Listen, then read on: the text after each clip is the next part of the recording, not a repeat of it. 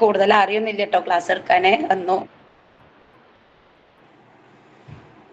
അപ്പൊ നമ്മൾ എടുക്കാൻ പോകുന്നത് ലൈഫ് സ്പാൻ സൈക്കോളജിയിലെ ബ്ലോക്ക് 1 യൂണിറ്റ് 3 ആണ്. ബ്ലോക്ക് 1 യൂണിറ്റ് 3 ആണ്. കേൾക്കാവുന്നല്ലേ?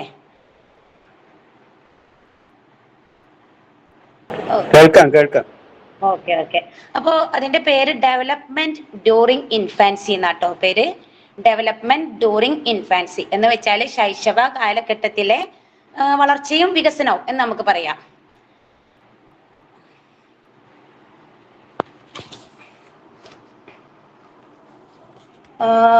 ശൈശവം എന്നാലും എല്ലാവർക്കും അറിയാവല്ലോ, നമ്മളെല്ലാവരും കഴിഞ്ഞു പോയ ഒരു കാലമാണ്. നമുക്കെല്ലാവർക്കും ഓർമ്മയില്ലാത്ത ഒരു കാലം കൂടി ആയിരിക്കും. എന്ന് വെച്ചാൽ നമ്മളെ ലൈഫ് സ്പാനിന്റെ ഏറ്റവും ഫസ്റ്റ് ഘട്ടം, വളർച്ചാ ഘട്ടത്തിലെ ഏറ്റവും ആദ്യ ഘട്ടമായിട്ട് നമുക്ക് പറയാൻ പറ്റുന്നതാണ് ശൈശവം. സത്യത്തിലും ഇതിൻ്റെത് പ്രീനാറ്റൽ സ്റ്റേജ് ആണെങ്കിലും നമുക്ക് ഒരു ലൈഫ് എന്ന് തുടങ്ങുന്നത് പ്രഗ്നൻസി ആഫ്റ്റർ ഡെലിവറിന്റെ ശേഷമാണ്. അത് ആ ഫസ്റ്റ് സ്റ്റേജ് ആണ് ഇത്. എന്ത്? ശൈശവ കാലഘട്ടം. അപ്പൊ ഈ ഇൻഫാൻസ് സ്റ്റേജിലുള്ള കാലം എന്ന് പറഞ്ഞാല് 0 to എന്ന് വെച്ചാല് ബൈ ബർത്ത് ടു 2 ഇയർ ആണ്. 2 വർഷ കാലഘട്ടത്തെയാണ് ഇൻഫാൻസി എന്ന് പറയപ്പെടുക. അപ്പൊ എന്നാല് സാറ് സ്ലൈഡ് ഇട്ടോളിട്ടോ. ഫസ്റ്റ് സ്ലൈഡ് ഞാൻ എൻ്റെ ഇത് ഓഫ് ആക്കട്ടെ. എനിക്ക് ചെറുതായിട്ടൊരു സ്ലൈഡ് ഇട്ടിട്ടുണ്ടെന്നാ?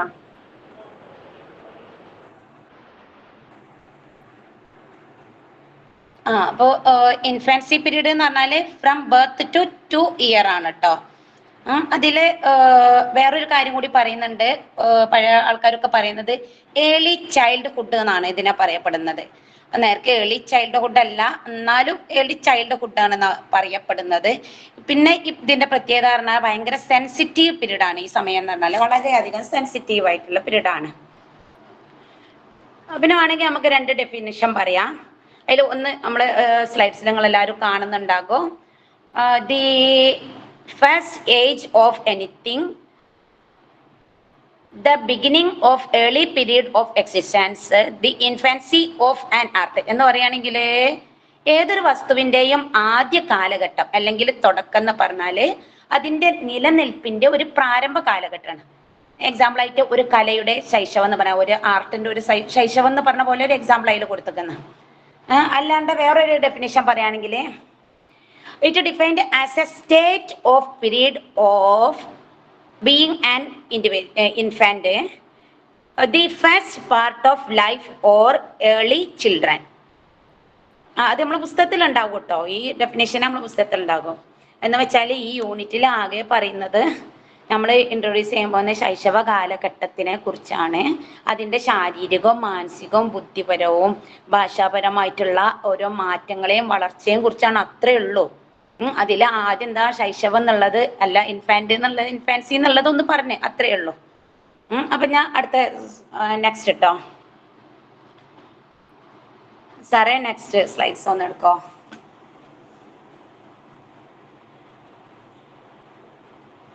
അപ്പൊ ഇനി നമുക്ക് അതിൽ പറയാനുള്ളത് കൺസെപ്റ്റ്സിനെ കുറിച്ചാണ്. ഇൻഫാൻസി പീരീഡിലുള്ള കൺസെപ്റ്റ്സിനെ കുറിച്ചിട്ടുള്ള കേട്ടോ.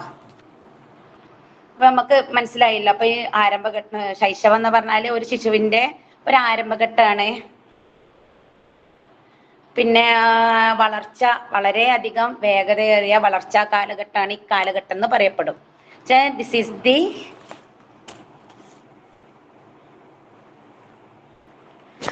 The beginning of period of a child and fastest period എന്ന് വെച്ചാൽ കുട്ടിയുടെ തുടക്കവുമാണ്, അതിൻ്റെ പോലെ തന്നെ വേഗതയേറിയ വളർച്ചാ കാലഘട്ടവുമാണെന്ന് പറയപ്പെട്ടു. പിന്നെ പറയുന്നത് എന്ന് വെച്ചാൽ മറ്റുള്ള ഒരാളെ ഡിപ്പെൻഡ് ചെയ്യാണ്ട് നമുക്ക് ജീവിക്കാൻ പറ്റില്ല ആ സമയത്ത്. കാരണം വെറും 0 എന്ന് വെച്ചാൽ വയസ്സേ ഇല്ലാത്ത കാലഘട്ടം മുതൽ 2 വയസ്സ് വരെയുള്ള കാലമാണ് ഈ ഇൻഫാൻസി പീരീഡ് എന്ന് പറയുന്നത്, ശൈശവ കാലഘട്ടം എന്ന് പറയുന്നത്. അപ്പൊ നമുക്ക് തീർച്ചയായിട്ടും ഒരാളുടെ ഡിപ്പെൻഡ് അത്യാവശ്യമാണ്. അതാണ് രണ്ടാമത്തെ പോയിന്റ്. പിന്നെ മൂന്നാമത്തെ എന്ന് വെച്ചാല് ഓരോ വളർച്ചാ ഘട്ടത്തിലും ഈ മാറ്റങ്ങൾ ഉണ്ടാവും. പക്ഷെ ഈ ഇൻഫാൻസി പീരീഡിലുള്ള മാറ്റങ്ങൾ വളരെ പെട്ടെന്നായിരിക്കും. നമ്മൾ പറയില്ലോ, അയ്യോ കുട്ടി എത്ര പെട്ടെന്നാണ് വലുതായത്, ഞാൻ കാണുന്ന സമയത്ത് ഒന്ന് മുട്ട് തിന്നുണ്ടായിരുന്നു, അപ്പൊ ഇപ്പൊ നടക്കാനായോ? നമ്മൾ ചോദിക്കുന്ന ഒരു ചോദ്യമാണത് സ്വാഭാവികമായിട്ടും. അങ്ങനെ ഓരോന്നും കൈകാലിട്ട് അടിച്ചു വരുന്നതും, പിന്നെ കമന്ന് കിടക്കുന്നതും, പിന്നെ അവിടുന്ന് ഇരിക്കുന്നതും, പിന്നെ പിന്നെ മുട്ട് കുത്തുന്നതും, മെല്ലെ മെല്ലെ നടക്കാൻ ശ്രമിക്കുന്നതും, അങ്ങനെ അങ്ങനെ പിന്നെ പിച്ച വെച്ച് ഇങ്ങനെ നിൽക്കുന്നതും, അങ്ങനെ അങ്ങനെ എത്ര പെട്ടെന്നാണ് ഈ കുട്ടികളെ മോട്ടോർ സ്കില്ലൊക്കെ അങ്ങനെ പെട്ടെന്ന് വലുതാവുന്നത്. എന്ന് വെച്ചാൽ ഈ 2 വർഷം എത്ര പെട്ടെന്നാ പോകുന്നതെന്ന് അറിയില്ല. അത്രയും പെട്ടെന്ന് ഫാസ്റ്റസ്റ്റ് റാപ്പിഡ് ഡെവലപ്മെന്റ് ആണ് ഈ കാലഘട്ടത്തിലുള്ളത്. പിന്നെ അടുത്തതെന്ന് പറയുകയാണെങ്കിൽ ഈ കൺസെപ്റ്റ്സ് എന്ന് പറഞ്ഞാൽ മനസ്സിലായില്ലേ, ആശയങ്ങളാട്ടോ. ഇൻഫാൻസിന്റെ ഓരോ കൺസെപ്റ്റ്സ് ആണ് പറയുന്നത്. പിന്നെ അതിൽ ചില ഗുണങ്ങൾ, നമുക്ക് ചില ക്വാളിറ്റികൾ ഈ സമയത്ത് കിട്ടാത്തത് ഉണ്ടാവും കേട്ടോ കുട്ടികൾക്ക്. കേൾക്കുന്നില്ലേ? കേൾക്കുന്നുണ്ട്. സ്പീഡ് ആവുന്നുണ്ടോ? ഇല്ല. അപ്പൊ കിട്ടാത്ത ഗുണങ്ങൾ എന്ന് പറഞ്ഞാല് സംസാരിക്കാനുള്ള ശേഷി. നമ്മളെ പോലെ ഫ്ലുവന്റ് ആയിട്ട് സംസാരിക്കാൻ കുട്ടികൾക്ക് കഴിയില്ല. കുറെ രണ്ട് വേർഡ്സ് ഒക്കെ വെച്ച് ജോയിൻ ചെയ്തോ അവരുടെ ആശയങ്ങൾ എങ്ങനെയെങ്കിലും പറയാനോ അവർക്ക് കഴിയുള്ളൂ. പിന്നെ എന്തെങ്കിലും ഒരു ഉദ്ദേശത്തോടെ ഒരു കാര്യങ്ങൾ പ്രവർത്തിക്കാനുള്ള എന്ന് വെച്ചാൽ ടു ആക്ട് വിത്ത് ഇന്റൻഷൻ, ഒരു ഇന്റൻഷനോടെ ഒരു കാര്യങ്ങൾ പ്രവർത്തിക്കാനോ, അല്ലെങ്കിൽ എന്തെങ്കിലും ഒരു തർക്കശേഷി, എന്തെങ്കിലും ഒരു വിഷയത്തിനെ കുറിച്ചുള്ള ഒരു തർക്കശേഷി, അല്ലെങ്കിൽ സ്വന്തം ഒരു ബോധമുള്ളവര് എന്ന് സെൽഫ് കോൺഷ്യസ്, സ്വയം ബോധമുള്ളവരാകുക, അതന്നല്ലേ.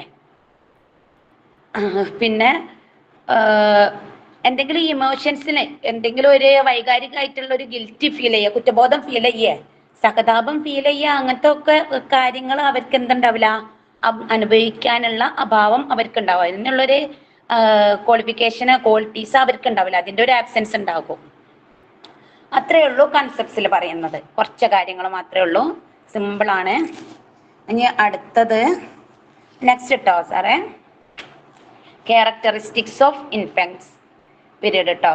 ക്യാരക്ടറിസ്റ്റിക്സ് കുറച്ചുള്ളൂ, നമുക്ക് നേരത്തെ പറഞ്ഞ അതേപോലെ തന്നെ ഈ ലൈഫ് സ്പാൻ പീരീഡ് നോക്കുകയാണെങ്കിൽ നമുക്കറിയാം, prenatal, infancy, childhood, later childhood, adolescence, പിന്നെ അങ്ങനെ ഓൾഡ് ഏജ് വരെയുള്ള ഓരോ ലൈഫ് സ്പാൻ സർക്കിൾ ഉണ്ട് നമുക്ക്. ഓരോ ജീവിതത്തിന്റെ ഓരോ വളർച്ചാ ഘട്ടങ്ങളുണ്ട്. ആ വളർച്ചാ ഘട്ടത്തിൽ നമ്മൾ ശ്രദ്ധിച്ചാൽ മനസ്സിലാവും, ഏറ്റവും ഷോർട്ടസ്റ്റ് പീരീഡ് ആണ് ഈ ഇൻഫാൻസി പറഞ്ഞ പീരീഡ്. ശൈശവ ഘട്ടം എന്ന് പറഞ്ഞാൽ വളരെ മധുരമാണ്, വളരെ നമുക്ക് ഭയങ്കര ഇഷ്ടമുള്ളൊരു പീരീഡേക്കും. പക്ഷെ കുഞ്ഞുങ്ങൾക്ക് ഓർമ്മ ഉണ്ടാവില്ല, ആ ഇൻഫാൻസി പീരീഡിലുള്ള ആൾക്കാർക്ക് ഓർമ്മ ഉണ്ടാവില്ല. പക്ഷെ എന്തേക്കോ ഷോർട്ടസ്റ്റ് പീരീഡേക്കാരും അത് ആസ്വദിക്കുന്നത് മറ്റുള്ളവരേക്കും, അവരെ ഡിപ്പെൻഡ് ചെയ്യുന്ന ആൾക്കാരേക്കും, മദറോ ഫാദറോ അല്ലെ വീട്ടിലുള്ള പേരൻസ് ആരെങ്കിലും ഇക്കാര്യം ആസ്വദിക്കല് അത് വളരെ ഷോർട്ടസ്റ്റ് ആയിട്ടുള്ള ഒരു പീരീഡ് ആണ്.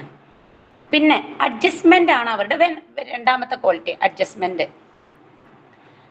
നമുക്ക് മനസ്സിലാവില്ല അഡ്ജസ്റ്റ്മെന്റ് എന്ന് പറയുകയാണെങ്കിൽ, ഒരു മാതാവിന്റെ വോമ്പിലേക്ക് വരും, അതുവരെ മാതാവിന്റെ ഉദരത്തിലുള്ള ഒരു 9 മാസം ക്രിറ്റിക്കൽ മന്ത്സ് ആയിട്ട്, അല്ലെ ക്രിറ്റിക്കൽ സ്റ്റേജ് ആയിട്ട് കഴിഞ്ഞിട്ട് അവർ വേറൊരു ലോകത്തിലേക്ക് വരികയാണ്. അതും അമ്മയോട് തന്നെ കൂടുതൽ അടുപ്പമുള്ള ഒരു കാലഘട്ടത്തേക്കാണ് വരുന്നത്, എന്നാലും മറ്റൊരു ലോകമാണ്. അപ്പൊ ആ സമയത്ത് എന്താണ്, അവന്റെ സറൗണ്ടിങ്ങിനേറ്റ് അല്ലെ അവളുടെ സറൗണ്ടിങ്ങിനായിട്ട് നല്ലോണം ഇണങ്ങി ചേരേണ്ടതായിട്ടുണ്ട്. അത് കുട്ടികൾക്ക് പെട്ടെന്ന് കഴിയുമെന്നാണ് പറയുന്നത്. സൈക്കോളജിക്കലായിട്ട് പറയുകയാണെങ്കിൽ 2 ആഴ്ചയോ അല്ലെങ്കിൽ അതിനുള്ളിലോ കുട്ടികളെ പെട്ടെന്ന് അഡ്ജസ്റ്റ്മെന്റ് ആവാൻ കഴിയും. എന്ന് വെച്ചാൽ കേൾക്കുന്നില്ലേ, 2 ആഴ്ചയോ 2 ആഴ്ചക്ക് ഉള്ളിലോ കുട്ടികളെ അഡ്ജസ്റ്റ്മെന്റ് ആവും. പക്ഷെ ഈ പ്രീമെച്യൂർ ആയിട്ട് പ്രസവിക്കുന്ന, പ്രീമെച്യൂർ പറഞ്ഞാൽ ഇതിന്റെ ശേഷം നമുക്ക് പറയാണ്ട്, ഞാൻ പറഞ്ഞിട്ടുണ്ട് പ്രീമെച്യൂർഡ്, പോസ്റ്റ് മെച്യൂർഡും പ്രീമെച്യൂർ, ചിലപ്പോൾ അതിൽ അറിയുന്നവരുണ്ടാവും.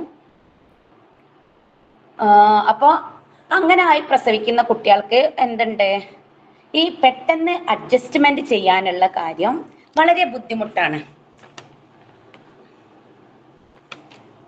ആ സമയത്ത് ചെറിയൊരു ബുദ്ധിമുട്ടുണ്ട്. ബാക്കി എല്ലാവരും എന്താണ്, നോർമലൈസ് ആയിട്ടുള്ള ഡെലിവറി കഴിഞ്ഞ എല്ലാവർക്കും, എല്ലാ ശൈശവത്തിലുള്ള കുട്ടികളുടെ അഡ്ജസ്റ്റ്മെന്റ് ഈക്വലി ഒരേപോലെ തന്നെ ഉണ്ടാവുക. അതാണ് പ്ലാറ്റ്യൂ ഡെവലപ്മെന്റ്. പ്ലാറ്റ്യൂ ഡെവലപ്മെന്റ് നമുക്ക് അറിയാം, സമവേഗമായിട്ടുള്ള വികസന ഘട്ടം. എന്ന് വെച്ചാൽ ഈ ഗർഭകാലഘട്ടത്തില് സംഭവിക്കുന്ന വളർച്ചയും വികസനമൊക്കെ അല്ലേ ജനന സമയത്ത് തന്നെ എന്താകും, ഇല്ലാണ്ടാവും. എന്ന് വെച്ചാല് അതുവരെ കുട്ടിക്ക് ഭക്ഷണ പോഷകമൊക്കെ കിട്ടിയിരുന്നത് കുട്ടിയുടെ എവിടുന്നേനും, അമ്മയുടെ ഉദരത്തിന്റെ ആത്തുന്നേനോ, പിന്നെ എന്തേനോ കുട്ടിക്ക് വെയിറ്റും ഹെൽത്തും ഒക്കെ, ഒരു മിനിറ്റ്,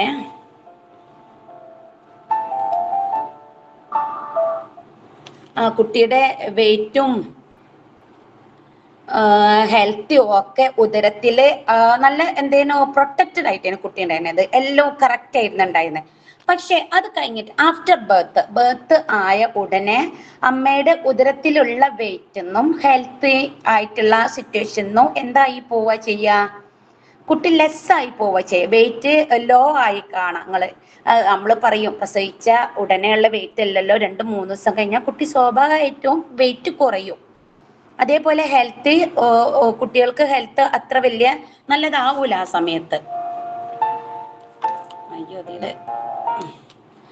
അപ്പൊ ഇങ്ങനത്തെ ഒരു പ്രശ്നം ഉണ്ടായാലും, പക്ഷെ പിന്നീട് കുറച്ച് കഴിഞ്ഞിട്ട് 1 മാസം 1.5 മാസമൊക്കെ കഴിയുമ്പോക്കും അതേ വെയിറ്റ് ഹെൽത്തും കുട്ടിക്ക് ഗെയിൻ ചെയ്യുന്നതായി കാണാം. ആ ഒരു സംഭവമാണ് പ്ലാറ്റ്യൂ ഡെവലപ്മെന്റ് എന്ന് വെച്ചാൽ സമവേദി വികസന ഘട്ടം. ആദ്യം ഉണ്ടായിരുന്ന അതേ ലെവലിലേക്ക് തന്നെ പിന്നെ എത്തുന്നതായിട്ടുള്ള. പിന്നെ അടുത്തതാണ്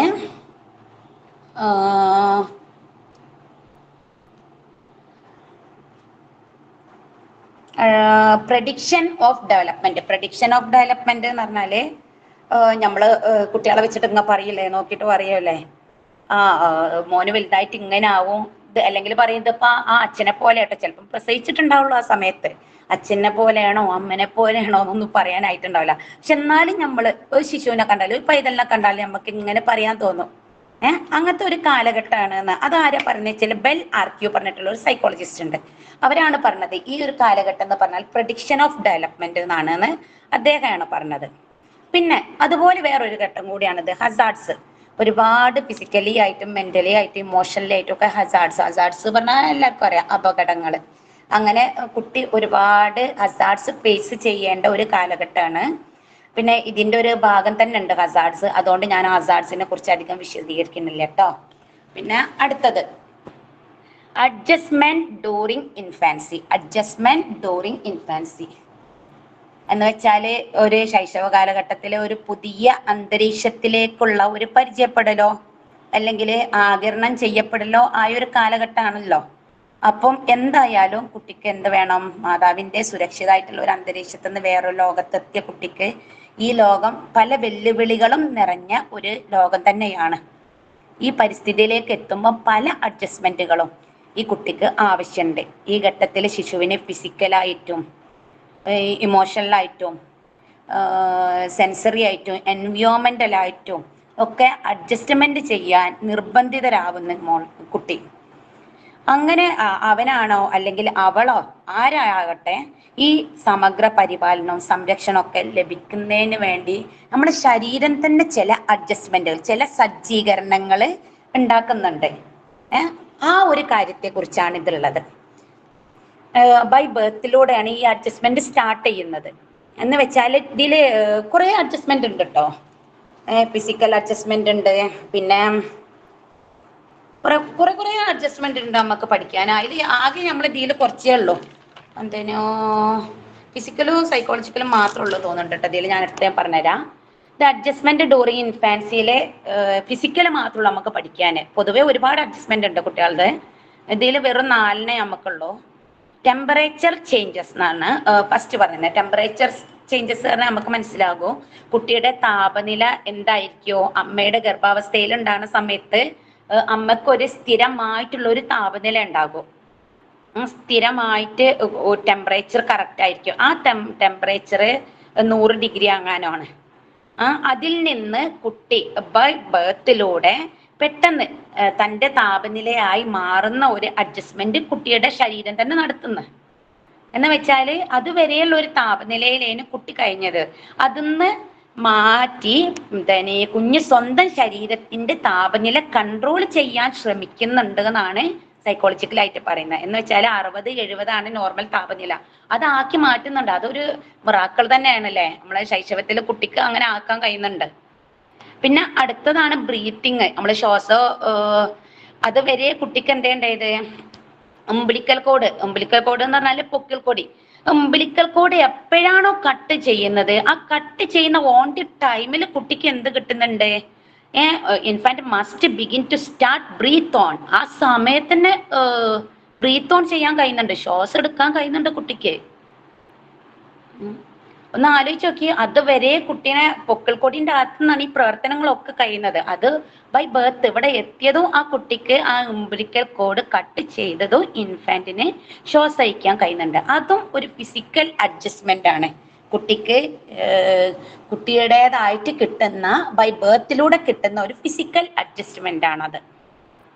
പിന്നെ സെക്കിങ് ആൻഡ് സോളിങ് ആരെങ്കിലും കുട്ടിക്ക് പഠിപ്പിച്ചു കൊടുക്കുന്നുണ്ടോ? പാല് കുടിക്കാനെന്ന് പറഞ്ഞാൽ ആരെയും ക്ലാസ് ഇട്ട് കൊടുത്തിട്ടുണ്ടോ? ഇല്ലല്ലോ. കുട്ടി പഠിക്കുന്നില്ലേ? അത് എങ്ങനെ സക്ക് ചെയ്യാന്നുള്ളത് കുട്ടി പഠിക്കുന്നുണ്ട്. സോളിങ് അതും അങ്ങനെയാണ്, കുട്ടി ഇങ്ങനെ പഠിക്കുന്നുണ്ട്. എന്ന് വെച്ചാൽ ഈ അംബിലിക്കൽ കോഡിന്റെ കിട്ടുന്ന പോഷകങ്ങളാണ് അതുവരെ കിട്ടിയുന്നത്. അല്ലെങ്കിൽ അഥവാ പ്ലാസന്റയിലൂടെയാണ് കുട്ടികൾക്ക് കുറെ പോഷകങ്ങൾ കിട്ടുന്നത്. അത് ഇല്ലാണ്ടായി, അത് നിലച്ച്, അത് കഴിഞ്ഞ ഉടനെ തന്നെ കുട്ടിക്ക് വിശക്കുന്നു, കുട്ടി നിർബന്ധാവസ്ഥ ആവുന്നു സക്ക് ചെയ്യാനും പിന്നെ ആഹാരം തേടാനുള്ള നിർബന്ധാവസ്ഥ ആവുന്ന കുട്ടി ഇങ്ക് കുടിച്ചു തുടങ്ങുന്ന.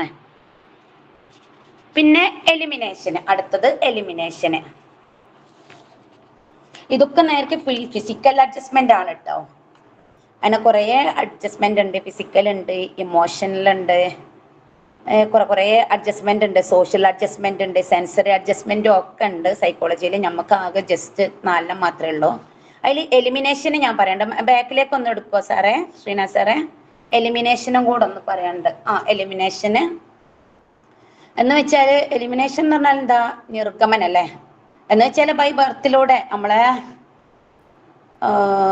എക്സ്ക്രീനേറ്ററി സിസ്റ്റം സ്വതന്ത്രമായിട്ട് പ്രവർത്തി കുട്ടികൾക്ക് മലമൂത്ര വിസർജനം നടത്താൻ, എലിമിനേറ്റ് ചെയ്യാനും വേസ്റ്റ് പ്രൊഡക്റ്റ് എലിമിനേറ്റ് ചെയ്യാൻ നമ്മൾ ആരും പറഞ്ഞു കൊടുക്കുന്നില്ലല്ലോ, അത് താനെ അത് ചെയ്യുന്നുണ്ടല്ലോ. അങ്ങനത്തെ ഒരു അഡ്ജസ്റ്റ്മെന്റും കുട്ടിയുടെ ഇൻഫാൻസിയില്, ശൈശവത്തില് ബൈ ബർത്തിലൂടെ കിട്ടുന്നുണ്ട്. ഇനി നെക്സ്റ്റ് എടുത്തോളൂ കേട്ടോ.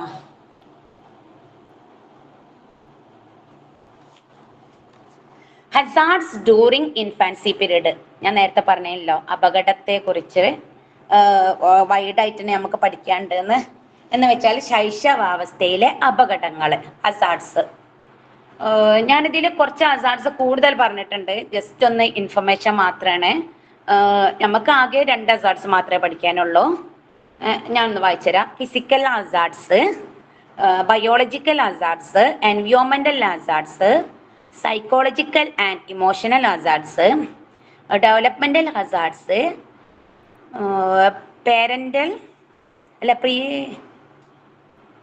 Parental and caregiver risk hazards, social hazards. അങ്ങനെ കുറച്ച് കൂടുതൽ അപകടങ്ങൾ ഉള്ള, ഭയങ്കര ചെറിയ കാലഘട്ടം ആണെങ്കിലും ഒരുപാട് അപകടങ്ങളുള്ള സ്റ്റേജാണ് സത്യത്തിലും ശൈശവം. അപ്പൊ ഇങ്ങനത്തെ ഒരുപാട് കാര്യങ്ങളുണ്ട്. അതിൽ നമുക്ക് ആകെ കുറച്ചുള്ളൂ, ഫിസിക്കലും പിന്നെ സൈക്കോ സോഷ്യൽ ഹസാർഡ്സും അങ്ങനെയുള്ളൂ നമുക്കുള്ളത്. അതിലാണ് ഫിസിക്കൽ ഹസാർഡ്സിനെ കുറിച്ച് പറയുകയാണെങ്കിൽ, അടുത്ത പേജ് എടുത്തോളേ. ഇത് ഞാൻ ജസ്റ്റ് ഇൻഫർമേഷൻ ആയിട്ട് അത്ര ഹസാർഡ്സ് ഉണ്ട് പറഞ്ഞതാ. ഫിസിക്കൽ ഹസാർഡ്സ്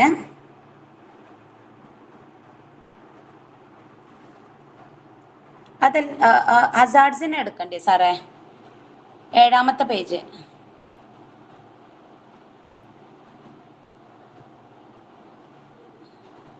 അതെ. Complication at the time of birth. Complication at the time of birth സ്വാഭാവികമായിട്ടും അറിയാം, ഒരു ഡെലിവറി ഉള്ള സമയത്ത് എന്തെങ്കിലും കോംപ്ലിക്കേഷൻ മദറിനുണ്ടെങ്കിൽ അത് കുട്ടിക്കും എന്തായി പോകും? ഹസാർഡ്സ് ഉണ്ടാവാൻ സാധ്യതയുണ്ട്. കാരണം പിന്നെ വേറൊരു കാര്യം എന്ന് വെച്ചാൽ, ഈ സമയത്ത് ബൈ ബർത്തിലുള്ള ഹസാർഡ്സ് എന്നൊക്കെ പറഞ്ഞാൽ വളരെയധികം ആരോഗ്യ പ്രശ്നം ഉണ്ടാകുന്നതാണ് ഈ കുട്ടിക്ക്. എൻ്റയർ ലൈഫ് സ്പാനിൽ ഈ കുട്ടീനെ ഇത് അഫക്റ്റ് ചെയ്യുമെന്നാണ് പറയപ്പെടുന്നത്, ഇങ്ങനത്തെ ഫിസിക്കൽ ഹസാർഡ്സ് ഒക്കെ. എന്ന് വെച്ചാൽ കോംപ്ലിക്കേഷൻ പറയുകയാണെങ്കിൽ, സിസേറിയൻ ബർത്ത് ആണെങ്കിൽ, കുട്ടി സിസേറിയൻ ഉള്ള സമയത്താണെങ്കിൽ അതിന്റെ സിസേറിയന്റെ റിസൾട്ടിലോ അനോക്സിയ എന്നുള്ള സംഭവം ഉണ്ടാവും. അനോക്സിയ എന്താണെന്നറിയോ? ആർക്കെല്ലാം അറിയോ? ഓക്കെ. അനോക്സിയ ഓക്സിജൻ ഇല്ലാതിരിക്കുന്നതാണ്. അതെ അതെ, ഓക്സിജന് ആ സമയത്ത് ഒരിത്തിരി ഒരു കുറച്ച് സെക്കൻഡ് മാത്രമേ ഉണ്ടാവുള്ളൂ. ഓക്സിജന് ടെമ്പറലി ലോസ് ആയി പോവാ കുട്ടിക്ക്. എന്ന് വെച്ചാൽ നമ്മളെ റെസ്പിറേറ്ററി ട്രാക്കിൽ എന്തായി പോവുക, ആ മെക്കാനിസം നേർക്ക് കറക്റ്റ് അല്ലാണ്ടായി പോവാണ്. അപ്പൊ ആ സമയത്ത് ഓക്സിജൻ ബ്രെയിനിലേക്ക് എത്തൂല. സ്വാഭാവികമായിട്ടും അവിടെ എന്തുണ്ടാവും, ബ്രെയിൻ ഇഞ്ചുറി ഉണ്ടാവാൻ, ബ്രെയിൻ ഡാമേജ് ഉണ്ടാവാൻ സാധ്യത ഉണ്ട്. ഇങ്ങനത്തെ കുട്ടികൾ പിന്നീട് പഠന വൈകല്യം ഉള്ളതായിട്ടും എത്ര പഠിപ്പിച്ചിട്ടും പഠിയാത്ത കുട്ടികളൊക്കെ ആയിട്ട് നമ്മൾ പറയലുണ്ടല്ലോ, അങ്ങനത്തെ കുട്ടികളിലൊക്കെ ആയിട്ട് മാറ്റം ഉണ്ടാവാൻ സാധ്യത ഉണ്ട്. അപ്പോൾ അങ്ങനത്തെ ഒരു വലിയൊരു ഡിഫിക്കൽട്ടാണ് ഇങ്ങനത്തെ ഈ സമയത്ത്. ഏത് ചൈൽഡ് ഇൻഫാൻസി പീരീഡിൽ ഉണ്ടാവുന്ന ഹസാർഡ്സ് ഭയങ്കര ബുദ്ധിമുട്ടാണ്. അപ്പോൾ അത് നമ്മൾ മനസ്സിലാക്കണം. ഫസ്റ്റ് ബർത്തിലുള്ള കോംപ്ലിക്കേഷന്, പിന്നെ രണ്ടാമത്തത് മൾട്ടിപ്പിൾ ബർത്ത്, 2 3 ഒക്കെ കുട്ടികളെ പ്രസവിക്കുന്നവരുണ്ടാകും.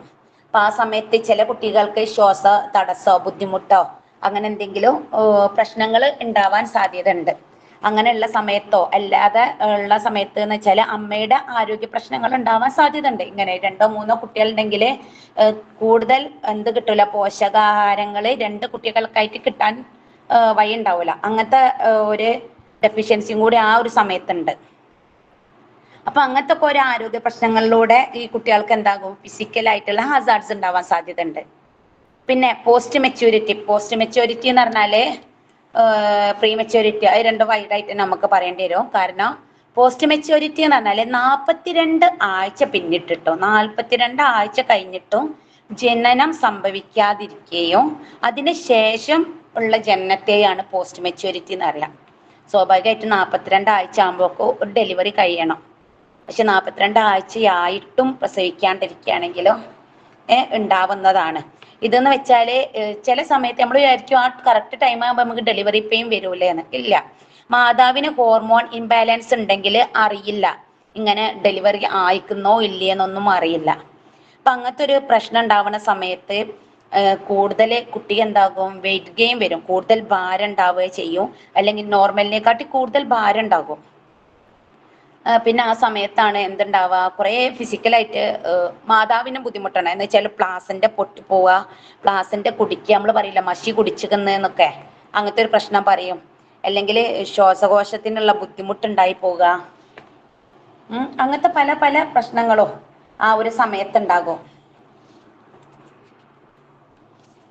ഹലോ, കേൾക്കുന്നില്ല എല്ലാരും? കേൾക്കുന്നുണ്ട്. ആ എന്ന് വെച്ചാല് ഈ സമയത്ത് പോസ്റ്റ് മെച്യൂർ ചൈൽഡിനെ വെച്ചാൽ ഒരു മിക്കോണിയം പറഞ്ഞ ഒരു മിക്കോണിയം എന്ന് പറഞ്ഞൊരു സംഭവം ഉണ്ട്. നമ്മള് പറയാ മഷി കുടിക്കുക എന്ന് പറഞ്ഞതാണ്. അത് നമ്മളെ ഇതിന്റെ അകത്തുള്ള ദ്രാവകത്തില് കുടലിൽ നിന്ന് ഉത്ഭവിക്കുന്നതാണ് ഈ മിക്കോണിയം എന്ന് പറഞ്ഞിട്ടുള്ള ഈ ദ്രാവകം. അതെന്താകും, നമ്മളെ പ്ലാസന്റയിൽ ഒന്നാകെ കലങ്ങിയിട്ട് കുട്ടി കുടിച്ചു പോകും. അത് വളരെ കുട്ടിക്ക് എന്താകും, വൈകല്യം ഉണ്ടാവാനോ, അംഗവൈകല്യം ഫിസിക്കലായിട്ടും മെന്റലി ആയിട്ടുള്ള ബുദ്ധിമുട്ടുണ്ടാവാനോ, വളർച്ചക്കുറവുണ്ടാകാനോ അങ്ങനത്തെ ഒക്കെ സാധ്യത ഉണ്ടാകും. അതാണ് എന്ത് ഞാൻ പോസ്റ്റ് മെച്യൂരിറ്റി എന്ന് പറഞ്ഞ ഒരു കാര്യത്തില്. ഈ ചൈൽഡിന് വേറൊരു കാര്യം കൂടി ഉണ്ടായിരുന്ന, കുട്ടി സാധാരണയിൽ കവിഞ്ഞിട്ടുള്ള വലിപ്പുണ്ടായതുകൊണ്ട് തന്നെ ഈ നാഡീവളയത്തിൽ കുടുങ്ങാനിടയുണ്ട് കുട്ടി. അങ്ങനത്തെ ഒരു ബുദ്ധിമുട്ടും കൂടി ഉണ്ടാകും. അങ്ങനെ ആകുമ്പോൾ പ്രസവം ബുദ്ധിമുട്ടാവാനും സാധ്യത ഉണ്ട്. അതുപോലെ തന്നെ കുട്ടി വളർച്ച വളരെയധികം കൂടുതലായിരിക്കും. അപ്പൊ കുട്ടിക്ക് പോഷകങ്ങൾ കിട്ടുന്നത് ഈ ഇതിലൂടെ പൊക്കിൾക്കുടയിലൂടെ കിട്ടുന്നത് തികയില്ല എന്നാ പറയാ. അത്രത്തോളം ഒരു വളർച്ച, കാരണം ആ വേണ്ട വളർച്ചയേക്കാൾ കൂടുതൽ കുട്ടിക്ക് വളർച്ചയുണ്ട്. ഗർഭാവസ്ഥയിൽ നിൽക്കുന്ന വളർച്ചയേക്കാൾ കൂടുതൽ വളർച്ചയുണ്ടാവുന്ന പറയുന്നത്. അതാണ് പോസ്റ്റ് മെച്യൂരിറ്റി. ആ സമയത്ത് ഫിസിക്കലായിട്ടുള്ള കുറെ അസാർഡ്സ് ഉണ്ടാകും. പിന്നെ പ്രീ മെച്യൂരിറ്റി എന്ന് പറഞ്ഞാല് നമ്മള് പോസ്റ്റ് മെച്യൂരിറ്റി പറഞ്ഞാൽ 42 ആഴ്ച പിന്നിട്ടിട്ടും ജനനം സംഭവിക്കാത്തതാണല്ലോ. പ്രീ മെച്യൂരിറ്റി പറഞ്ഞാൽ നേരെ തിരിച്ചാണ്, 37 ആഴ്ചക്ക് മുമ്പുള്ള ഡെലിവറി എന്ന് പറഞ്ഞാൽ തികയാണ്ട് പ്രസവിക്കാൻ നമ്മൾ നോർമലി പറയുന്നത്. എന്ന് വെച്ചാൽ അപ്പൊ സ്വാഭാവികമായിട്ടും നേരെ ഓപ്പോസിറ്റ് മറ്റേനേക്കാൾ ജന്മനാ ഭാരം കുറവായിരിക്കും ഈ കുഞ്ഞിന്. പിന്നെ വളർച്ചയായിട്ടുള്ള പല പല ബുദ്ധിമുട്ടുകളും ഉണ്ടാകും. എന്ന് വെച്ചാൽ പല അംഗങ്ങളും പല കുട്ടിയുടെ ഭാഗങ്ങളും പൂർണ്ണമായിട്ടും വികസിച്ചിട്ടുണ്ടാവൂല. പല പല ആരോഗ്യ പ്രശ്നങ്ങൾ ഉണ്ടാകും. വളരെയധികം ശ്വാസ തടസ്സം ഉണ്ടാകും. കുട്ടിക്ക് ശ്വാസം എടുക്കാനോ ശ്വാസം ഇതാക്കാനോ ഉള്ള ഒരു റെസ്പിറേറ്ററി സിസ്റ്റം ഒക്കെ ഭയങ്കര ബുദ്ധിമുട്ടായിരിക്കും. എന്ന് വെച്ചാൽ ആ റെസ്പിറേറ്ററി മെക്കാനിസം എന്താവില്ല, ഫുള്ളി ഡെവലപ്പ് ആയിട്ടുണ്ടാവില്ല. അതുകൊണ്ട് തന്നെ പിന്നെ വേറെ എന്ന് വെച്ചാൽ മസ്തിഷ്ക രോഗം ഉണ്ടാവാൻ സാധ്യത ഉണ്ട്. ഒരു ലിവർ ഫെയിൽ, കരളിന്റെ പ്രശ്നം ഉണ്ടാവാൻ സാധ്യതയുണ്ട്. ലങ്സിന് പ്രശ്നം ഉണ്ടാവാൻ സാധ്യതയുണ്ട്.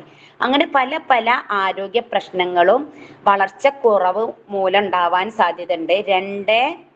2.5 കിലോയിൽ താഴെ തൂക്കം ഉണ്ടാകുന്ന കുട്ടികൾക്കാട്ടോ ഇത് പറഞ്ഞത്. ഇങ്ങനെയൊക്കെ ബുദ്ധിമുട്ട് വരാൻ സാധ്യതയുണ്ടെന്ന്, ഉണ്ടാവുമെന്ന് ഉറപ്പ് പറയല്ല, മെഡിക്കലായിട്ട് ഇങ്ങനെയൊക്കെ ഉണ്ടാവാം സാധ്യതയുണ്ട് എന്നാണ്.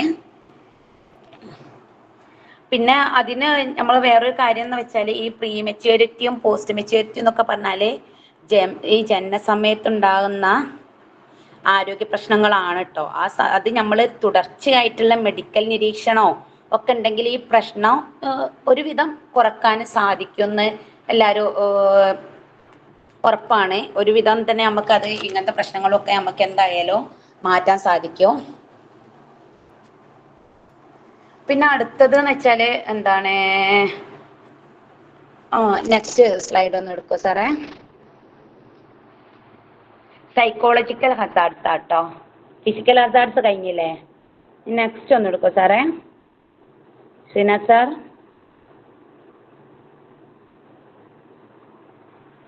അല്ല, അതല്ല, സൈക്കോളജിക്കൽ ആണ്. ഫിസിക്കൽ ഹസാർഡ്സ് ഉള്ളൂ, സൈക്കോളജിക്കൽ ഇല്ല ഇതില്. Okay okay okay. ഞാൻ അതിന്റെ ഇടയിൽ ഞാൻ ഡെവലപ്മെന്റ് സ്റ്റേജ് ഞാൻ മാറിയ വെച്ച് പോയത്. ആ കുട്ടികളുടെ ഓരോ ഡെവലപ്മെന്റ് സ്റ്റേജ് ഇല്ലേ ടീച്ചറ്, അതിൽ സൈക്കോളജിക്കൽ ഹസാർഡ്സ് എന്ന് പറഞ്ഞാല് traditional beliefs and about birth. അപ്പോൾ ട്രഡീഷണൽ ബിലീഫ്സ് ഏതൊക്കെയാ നമുക്ക് അറിയാവൂ. നമുക്ക് കുറേ വിശ്വാസങ്ങൾ, നമ്മുടെ പല പല വിശ്വാസങ്ങൾ നമുക്കുണ്ടാകും. പരമ്പരാഗതമായിട്ടുള്ള എന്ന് വെച്ചാൽ ദൃഷ്ടിദോഷം ഉണ്ടാകും എന്ന് പറഞ്ഞിട്ട് നമ്മളെന്താക്കും, വലുതായിട്ട് കൺമശി കൊടുക്കും, ഒരു കുത്ത് വരച്ചെടുക്കും, കരിവളട്ടെടുക്കും, അങ്ങനത്തെ കുറേ അതൊക്കെ കുഞ്ഞിൻ്റെയും സമയത്ത് കുഞ്ഞിൻ്റെയും പിന്നെ അമ്മക്കൊന്നും ബുദ്ധിമുട്ടുണ്ടാവണ്ടെന്ന് വിചാരിച്ചിട്ട് ചെയ്യുന്നതാവും പലപ്പോഴും. അങ്ങനത്തെ അവരുടെ ക്ഷേമത്തിനായി ഉണ്ടായതാണ്, രൂപപ്പെട്ടതാണ്. പക്ഷെ എന്നാലും ആധുനിക വൈജ്ഞാനിക പഠനത്തിന് ഇതൊന്നും ആപ്റ്റല്ല, ഉൾപ്പെട്ടതല്ല ഈ കാര്യങ്ങളൊന്നും.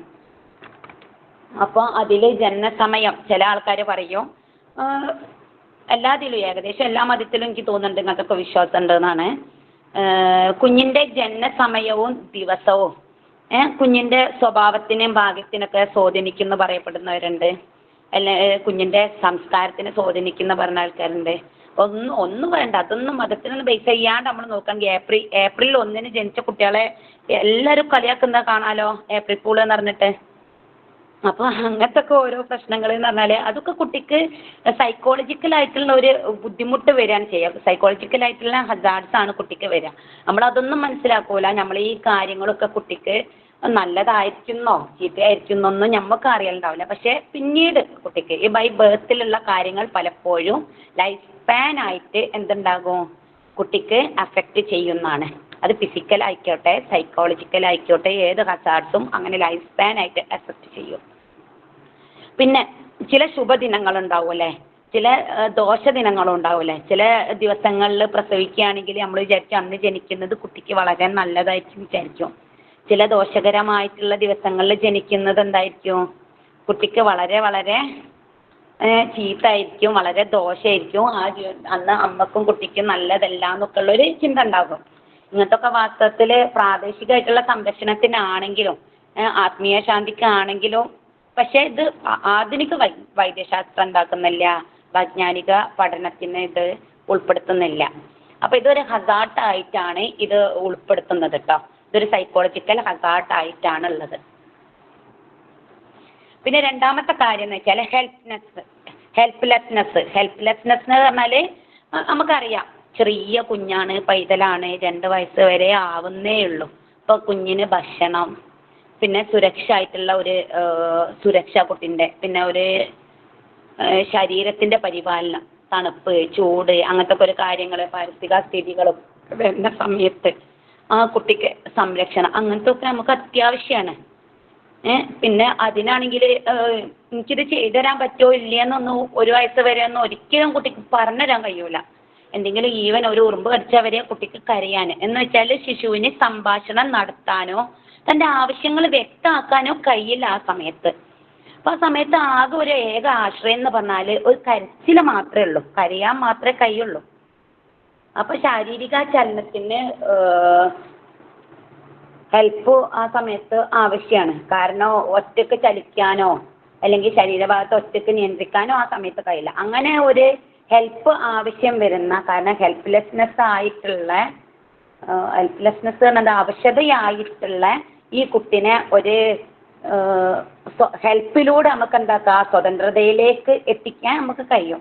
കാരണം എന്താണ്, ഇതൊരു വളർച്ചാഘട്ടം മാത്രമാണെന്ന് നമുക്ക് എല്ലാവർക്കും അറിയാം, എല്ലാ പേരൻസിനും അറിയാം. അപ്പം ഗുണകരമായ രീതിയിലുള്ള നല്ല രീതിയിലുള്ള ട്രീറ്റ്മെൻറ്റ്, പരിചരണവും പിന്നെ കരുതലും ഒക്കെ ഉണ്ടെങ്കിൽ കുഞ്ഞിനെ നമുക്ക് എന്താക്കാൻ പറ്റും, നല്ല സ്വതന്ത്രതയിലേക്ക് നമുക്ക് എത്തിക്കാൻ കഴിയും. പിന്നെ മൂന്നാമത്താണ്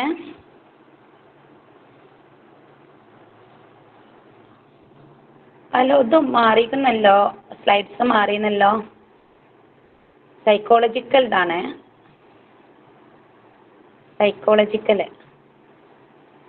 അതെ സൈക്കോളജിക്കൽ. അപ്പം ഇനി ആറ്റിറ്റ്യൂഡ് ഓഫ് പേരൻസ് എന്ന് പറഞ്ഞാൽ നമുക്കറിയാം, നമ്മളെ ഡെലിവറി കഴിഞ്ഞതിൻ്റെ ശേഷം, ഡെലിവറിൻ്റെ മുന്നേ മാതാവിൻ്റെ സ്വഭാവം പോലെ ആയിരിക്കില്ല ഒരിക്കലും മാതാവിൻ്റെ സ്വഭാവം. മാനസികമായിട്ടുള്ള സ്വഭാവം വളരെയധികം വ്യത്യാസപ്പെടാം, ചേഞ്ച് ചെയ്യപ്പെടാം. കാരണം പോസ്റ്റ് പാറ്റേൺ ഡിപ്രഷൻ വന്നു പോയാൽ, PPD വന്നു പോയാൽ ഫിസിക്കലായിട്ടും ഇമോഷണലായിട്ടും ആർക്ക്, മാതാവിന് ചേഞ്ച് വരാൻ പറ്റും.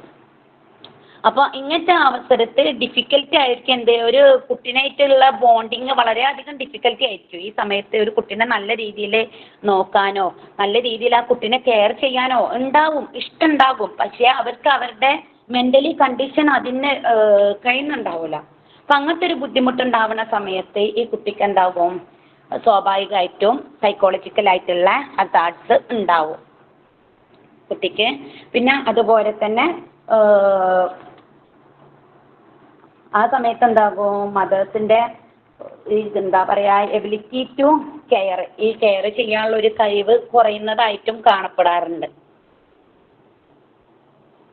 ആരൊന്നും മിണ്ടുന്നില്ല കേട്ടോ, എനിക്ക് മനസ്സിലാവുണ്ടോ ഇല്ലയെന്നൊന്നും അറിയുന്നില്ല. അപ്പൊ ഞാനിവിടെ ഒരു പിക്ചർ കാണിച്ചിട്ടുണ്ട്. ഇത് അത് നോക്കണ്ട, അതെല്ലാരും കേൾക്കുന്നുണ്ട്. മേഡം എടുത്ത് പോയിക്കോ, ഓൺലൈനിൽ സ്പീഡിൽ തന്നെ പോയിക്കോ, നല്ലോണം കേൾക്കുന്നുണ്ട്, മനസ്സിലാവുന്നുണ്ട്. ഓക്കെ എന്ത് ഇത്രന്നെ മതി, അത് വിശദീകരിച്ച് എഴുതുന്ന വേണ്ട. ഈ ഹെഡിങ് പിന്നെ സബ് ഹെഡിങ് അത്ര കൊടുത്താൽ മതി. നമ്മള് എക്സാമിന് എഴുതുമ്പോ പ്രസന്റ് ചെയ്യുമ്പോ ഇങ്ങനെ മതിയോ? ഇത് ഞാനിപ്പോ ഈ ഹെഡിങ് ഞാൻ കൊടുത്തില്ലേ, അതിന്റെ ഉള്ളിൽ ഞാൻ പറഞ്ഞത് മുഴുവനും ഞാൻ ആ പുസ്തകത്തിൽ നിന്ന്, നമ്മളെ പുസ്തകത്തില്ലേ ടെക്സ്റ്റിലെ, അതിലുള്ള പോയിന്റ് ഞാൻ എനിക്കൊരു ഏകദേശം കിട്ടിയത് വെച്ചിട്ട് ഞാൻ എടുത്തതാണ്. എക്സ്പ്ലെയിൻ ചെയ്യണം. ഞാനിപ്പോ എക്സ്പ്ലെയിൻ ചെയ്തൊക്കെ പുസ്തകത്തിലുള്ളതാണ്. അതിന് കൂടുതൽ ഞാൻ അധികം എടുത്തത് ഇപ്പോൾ പ്രീനാറ്റിലും പോസ്റ്റ് നാറ്റിലും ഉണ്ടാവില്ലേ, പ്രീമെച്യൂരും പോസ്റ്റ് മെച്യൂരും, അത് മാത്രമേ ഉള്ളൂ. അത് തീരെ അറിയാണ്ട് എടുത്തിട്ട് കാര്യമില്ല വിചാരിച്ചിട്ടാണ്. നമുക്ക് ടെക്സ്റ്റ് കിട്ടാത്തതിനെ കൊണ്ട് കുറച്ച് ഷോർട്ട് ആക്കിയാണ് അങ്ങനെ കൊടുത്തിട്ടാണെങ്കിൽ നമുക്ക് കുറച്ചുകൂടെ നല്ലതായിരുന്നു. എന്ത് വൈഡ് ആക്കിയിട്ട് കൊടുത്താലോ? കുറച്ചൊന്ന് എക്സ്പ്ലെയിൻ ചെയ്ത് കൊടുക്കുകയാണെങ്കിൽ നമുക്ക് പഠിച്ചെടുക്കാനും സിമ്പിൾ ആയി. നമുക്ക് ആർക്കും ടെക്സ്റ്റ് കിട്ടിയിട്ടില്ലല്ലോ. ഓൺലൈൻ സ്റ്റഡി മെറ്റീരിയൽ ഇതിലുണ്ടല്ലോ ഗ്രൂപ്പില്. സൈഡ് നോക്കുമ്പോ നമുക്ക് കുറച്ചുകൂടെ ബെറ്റർ അല്ലേ എന്നാണ് ഞാൻ ഉദ്ദേശിച്ചത്. ഓക്കെ, ഞാൻ അങ്ങനെയാണെങ്കിൽ തരാം. ഞാനിത് ഉച്ചക്കാണ് പ്രിപ്പയർ ചെയ്തത്, അതിന്റെ ഒരു ലിമിറ്റേഷൻ ആണ് കേട്ടോ. നെക്സ്റ്റ് ക്ലാസ്സിൽ അങ്ങനെ ചെയ്താൽ മതി. ഓക്കെ ഇൻഷാ അല്ലാ, ഞാൻ അതിലെ വൈഡായിട്ട് ഞാൻ തരണ്ട് എന്നാല് കേട്ടോ. മനസ്സിലാവുന്നില്ലേ എടുക്കുന്നതൊക്കെ? മനസ്സിലാവുന്നുണ്ടോ? ഓക്കെ. അപ്പൊ ഇനി ഇതെന്ന് വെച്ചാൽ മേജർ ഡെവലപ്മെന്റ് സ്റ്റേജസ്, ഞാൻ ഡെവലപ്മെന്റ് സ്റ്റേജിനെ കുറിച്ച് പറയാൻ പോവാണേ. അതിന്റെ ചെറിയ ചെറിയ ചിത്രമാണ് നമുക്ക് മനസ്സിലാവും. ചെറിയ മക്കള് ഫസ്റ്റ് 1 മന്തിൽ എങ്ങനെയാണ്, 2 മന്തിൽ എങ്ങനെയൊക്കെ നിങ്ങൾ പിക്ചറൈസ് ചെയ്യുമ്പോൾ കാണുന്നുണ്ടാവും. അതില് നമ്മളെ പൈതമക്കൾ ഇങ്ങനെ വലുതായി വരുന്ന ഓരോ സ്റ്റേജസ് ആണത്. കാണുന്നുണ്ടോ? ഞാൻ അടുത്തത് ഫിസിക്കൽ ഡെവലപ്മെന്റ് കേട്ടോ. ഫിസിക്കൽ ഡെവലപ്മെന്റ് എന്ന് വെച്ചാൽ കുറേ ഡെവലപ്മെന്റ്സ് ഉണ്ട്. അതിൽ നമുക്ക് പഠിക്കാനുള്ള 2 ഡെവലപ്മെന്റ്സേ ഉള്ളൂ. ഫിസിക്കലും സൈക്കോ സോഷ്യൽ ഡെവലപ്മെന്റ് മാത്രമേ ഉള്ളൂ നമുക്ക് പഠിക്കാൻ. ഒരുപാട് ഡെവലപ്മെന്റ് ഉണ്ട്. അത് വേണമെങ്കിൽ ഞാൻ വലുതായിട്ട് പിന്നെ എടുക്കണമെങ്കിൽ എടുക്കല്ലേ. അല്ല, നമുക്ക് 5 ഡെവലപ്മെന്റ് അല്ലേ? ഫിസിക്കലും സൈക്കോ സോഷ്യലും കോഗ്നിറ്റീവ് ആൻഡ് ലിംഗ്വിസ്റ്റിക്, അത്ര ഡെവലപ്മെന്റ് നമുക്ക് പഠിക്കാനുള്ളൂ കേട്ടോ. അപ്പം അതിൽ ഫിസിക്കൽ ഡെവലപ്മെന്റ് ഞാൻ വൈഡായിട്ട് തന്നെ കാര്യങ്ങൾ കൊടുക്കുന്നതില്ലേ എന്ന് വെച്ചാൽ ഗ്രോത്ത് ഇൻ ബോഡി സൈസ്. ആ സമയത്ത് ഫിസിക്കൽ ഡെവലപ്മെന്റിന്റെ സമയത്ത് എന്ന് പറഞ്ഞാൽ വളരെയധികം ശ്രദ്ധേയമായിട്ടുള്ള വളർച്ച തന്നെ ആയിരിക്കും. എന്നുവെച്ചാൽ ജനന ഭാരത്തിന്റെ നമ്മൾ ജനിക്കുന്ന സമയത്തുള്ള വെയിറ്റിനേക്കാൾ 3 ഇരട്ടി ആയിരിക്കും എന്ത് 1-ാം വയസ്സാകുമ്പോഴേക്കും കുട്ടിക്ക് വെയിറ്റ് ഉണ്ടാവും. അതുപോലെ തന്നെ കുട്ടിയുടെ തലക്ക് ഹെഡ്സ് സിർക്കംഫറൻസസ് അതിലെഴുതിയിരുന്നു. അപ്പോൾ അതും 3 ഇരട്ടി ഭാരം തന്നെയാണ് തലയുടേതും. അതുപോലെ തന്നെ വളർച്ച ഉണ്ടാവുന്നതാണ്, വലിയ വളർച്ചാ വ്യത്യാസം തന്നെ ഉണ്ടാവുന്നുണ്ടെന്ന്. അതുപോലെ തന്നെ ഹൈറ്റിൻ്റെതും, ഹൈറ്റ് നല്ല രീതിയിൽ ഇൻക്രീസ് ചെയ്യും. കുട്ടി ആ കിടക്കുന്ന അതേപോലെ ആവില്ല, ഒരിത്തിരി മുട്ടുന്ന സമയത്തുള്ള ഹൈറ്റ്, പിന്നെ നടക്കുന്ന ഹൈറ്റ്, അങ്ങനെ ആഫ്റ്റർ ഇങ്ങനെ വന്ന് 2 വയസ്സാകുമ്പോഴേക്കും എത്രത്തോളം കുട്ടിക്ക് മാറ്റം ഉണ്ടാവുമെന്ന് നമുക്ക് കാണുന്നത് ഫിസിക്കൽ ഡെവലപ്മെന്റ്, നമുക്ക് കാഴ്ചയിൽ കാണുന്ന ഡെവലപ്മെന്റുകളാണിത്. പിന്നെ അടുത്തത് ബ്രെയിൻ ഡെവലപ്മെന്റ്. എന്തൊക്കെ ബ്രെയിൻ ഡെവലപ്മെന്റ് എന്ന് വെച്ചാൽ റാപ്പിഡ് ബ്രെയിൻ ഗ്രോത്ത് ആണ്. ഇത്ര പെട്ടെന്നായിരിക്കും ബ്രെയിൻ വളരുക എന്നുള്ളത് നമ്മൾ കുട്ടി ഓരോ അക്ഷരങ്ങൾ ആദ്യം അങ്ങനെ നോക്കുന്നേ ഉണ്ടാവുള്ളൂ, സെൻസ് ചെയ്യുന്നേ ഉണ്ടാവുള്ളൂ. അപ്പോൾ അങ്ങനത്തെ ഈ ഒരു കാര്യങ്ങൾ കുട്ടി പെട്ടെന്ന് എല്ലാ കാര്യങ്ങളും പഠിക്കാനും ഒക്കെ നിൽക്കുന്നതും അത് ഒരു ബ്രെയിൻ ഡെവലപ്മെന്റിൽ പെട്ടതാണ്. ഈവൻ സെൻസറി ഡെവലപ്മെന്റിലാണെങ്കിലും അത് ബ്രെയിൻ ഡെവലപ്മെന്റ് ആണ്. പിന്നെ ന്യൂറോ പ്ലാസ്റ്ററി, പിന്നെ സിനാപ്റ്റിക് പ്രണിങ് എന്ന് പറഞ്ഞാൽ അത് എനിക്ക് കിട്ടിയിട്ടില്ല കേട്ടോ. എന്താ പ്രണിങ് എന്ന് ആർക്കെങ്കിലും അറിയോ? ഹലോ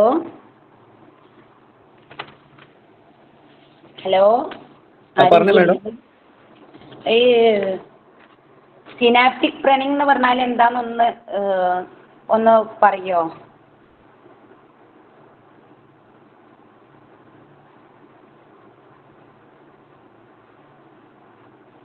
അതിനെക്കുറിച്ച് എല്ലാരും ഒന്ന് പഠിക്കട്ടെ ക്ലാസ് കഴിഞ്ഞിട്ട്. കാരണം ഞാനിത് ഇന്ന് ഉണ്ടാക്കുമ്പോൾ എനിക്കൊരു ഏകദേശം കിട്ടിയതാണ്, പക്ഷെ എനിക്ക് അതിന്റെ അർത്ഥം കിട്ടിയിട്ടില്ല, നോക്കിയിട്ടില്ല. കുഴപ്പമില്ല, എല്ലാരും മാഡം അത് ന്യൂറോളജി റിലേറ്റഡ് ആണ് കേട്ടോ മാഡം. അതാണ് ബ്രെയിൻ ഡെവലപ്മെന്റിലാണ്. അത് ക്ലാസ് കഴിഞ്ഞിട്ട് പറഞ്ഞാൽ മതിയോ? അത് ഞാൻ ഇതിനകത്ത് വായിച്ച എന്താ വെച്ചാല് synapse is a small junction between 2 neurons in the brain that allows them to communicate with each other. എന്ന് വെച്ചാൽ ഫ്രണ്ടൽ ലോബും 2 നോബുകളുണ്ട്. അല്ല, ഇതിനകത്തുള്ളത് എന്താന്ന് പറഞ്ഞാൽ 2 ന്യൂറോൺസുകൾക്കിടയിലുള്ള അതെ സിനാപ്സ് എന്ന് പറയുന്നത്. സിനാപ്സ് എന്ന് പറഞ്ഞാൽ 2 ന്യൂറോണുകൾ കൂടി ചേരുമ്പോൾ അതിന്റെ ഇടയിൽ ഒരു ഗ്യാപ്പ് വരുന്നുണ്ട്. ആ ഗ്യാപ്പിനെയാണ് സിനാപ്സ് എന്ന് പറയുന്നത്. അതിന്റെ വളർച്ചയാണ് പറയുന്നത്. എന്ന് വെച്ചാൽ ഫ്രണ്ടൽ ലോബും അതിന്റെ 2 ലെഫ്റ്റ് നോബും റൈറ്റും അല്ലേ, അതിനുള്ള ആ ഗ്യാപ്പിന്റെ വളർച്ചയാണ് കേട്ടോ. എനിക്ക് എത്രയായിട്ട് കിട്ടുന്നില്ല അത്, അതുകൊണ്ടാണ് ഞാൻ നിന്നത്. താങ്ക്സ് കേട്ടോ പറഞ്ഞേ. പിന്നെ പോസ്റ്റർ ഡെവലപ്മെന്റ് നമുക്കറിയാമല്ലോ എങ്ങനെയൊക്കെ. പിന്നെ സിനാപ്റ്റിക് നോബാണ് മാഡം പറഞ്ഞത്. Synaptic knob is A bulb like structure at the end of A neurons axon that contains synaptic vessels which is filled with neuro transmitters. അതെന്താ അറിയണോ? സിനാപ്റ്റിക് നോബ് എന്ന് പറയുന്നത് സിനാപ്സിന്റെ ഒരു അറ്റത്ത് വരുന്നതാണ്. സിനാപ്റ്റിന്റെ ഏറ്റവും ലാസ്റ്റ് വരുന്ന ഒരു പോർഷൻ ആണ് സിനാപ്റ്റിക് നോബ് എന്ന് പറയുന്നത്. ആ നോബിലാണ് ഈ നാഡീയ പ്രേക്ഷകം എന്ന് പറയുന്ന സംഭവം പുറത്തു വിടുന്നത് ഈ സിനാപ്റ്റിക് നോബിൽ നിന്നാണെന്നാണ് പറയുന്നത്.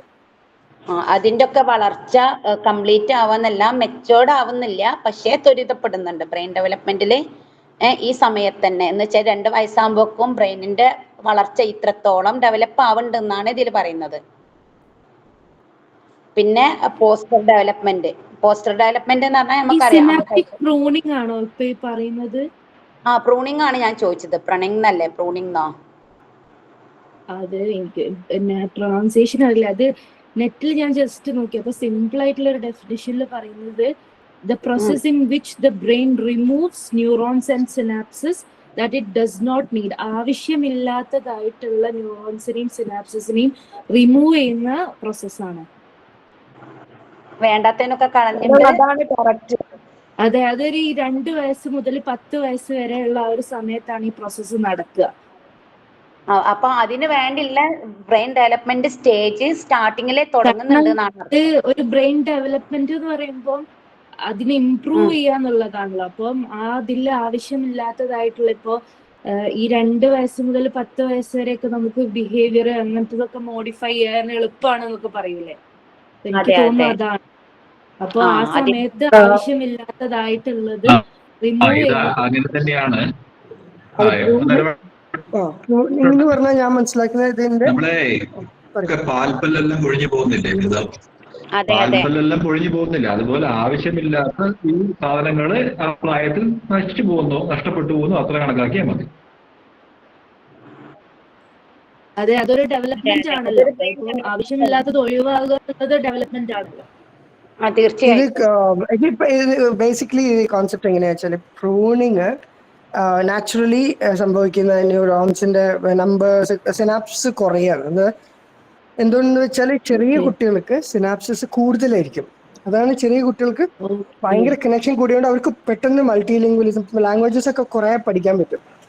പക്ഷെ അഡൾട്ട്സിന് നമുക്ക് പഠിക്കാൻ കുറവായിരിക്കും. എന്താ വെച്ചാൽ എന്തുകൊണ്ട് വെച്ചാൽ നമുക്ക് സിനാപ്സിസ് ഒരു കുട്ടിയെ സംബന്ധിച്ചിടത്തോളം നമുക്ക് സിനാപ്സിസ് കുറവാണ്. അത് വളർച്ചയ്ക്കനുസരിച്ച് നമ്മൾ വേണ്ടതിന് മാത്രമായിട്ട് കൊടുത്തിട്ട് അങ്ങനെ കുറയ്ക്കുന്ന.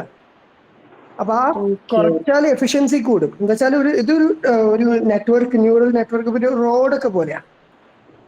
അപ്പോൾ ഒരു സാധനം ഇൻഫർമേഷൻ അടുത്ത സിനാപ്സിലേക്ക് ഷോർട്ട് ചെയ്യുമ്പോൾ അപ്പൊ നമുക്ക് അവിടത്തുള്ള മെമ്മറി കുറച്ച് സ്റ്റോർ ചെയ്തിട്ടുണ്ടാവും, ഇവിടുത്തെ മെമ്മറി ഉണ്ടാവും. അങ്ങനെ കുറെ സാധനങ്ങൾ. അതുകൊണ്ട് കുട്ടികൾക്ക് പെട്ടെന്ന് കുറെ ലാംഗ്വേജസ് പഠിക്കാൻ പറ്റില്ല. എന്നുവെച്ചാൽ അവർക്ക് സിനാപ്സിസ് കൂടുതൽ. അപ്പൊ വളരുന്നതനുസരിച്ചിട്ട് ആ സിനാപ്സിസ് കുറയ്ക്കും. അതിനാണ് സിനാപ്സിസ് പ്രൂണിംഗ് എന്ന് പറയുന്നത്. അതെ, താങ്ക് യു സർ. എനിക്ക് അറിയുന്നില്ലേനു കേട്ടോ ആക്ച്വലി. അപ്പൊ ഞാൻ ഇങ്ങനെ അത് നിങ്ങളോട് ചോദിക്കാന്നാ വിചാരിച്ചിരുന്നു. ആരെങ്കിലും അറിയാത്തണ്ടാവില്ലല്ലോ ഇതില്. താങ്ക്സ് കേട്ടോ.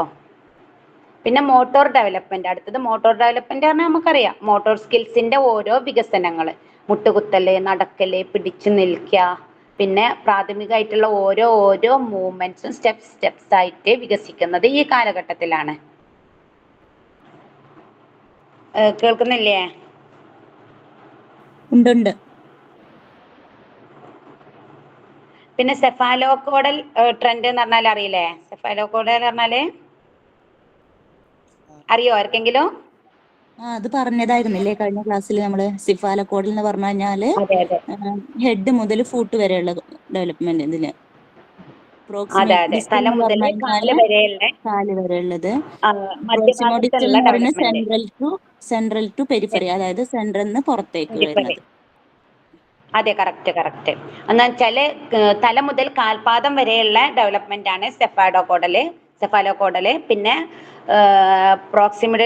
പ്രോക്സിമോഡിസ്റ്റൽ എന്ന് പറഞ്ഞാല് നടുഭാഗം അല്ലേ? അതെ, സെന്റർ മുതൽ നടുഭാഗത്തുനിന്ന് പുറത്തേക്ക് നമ്മുടെ വളർച്ചയാണ്.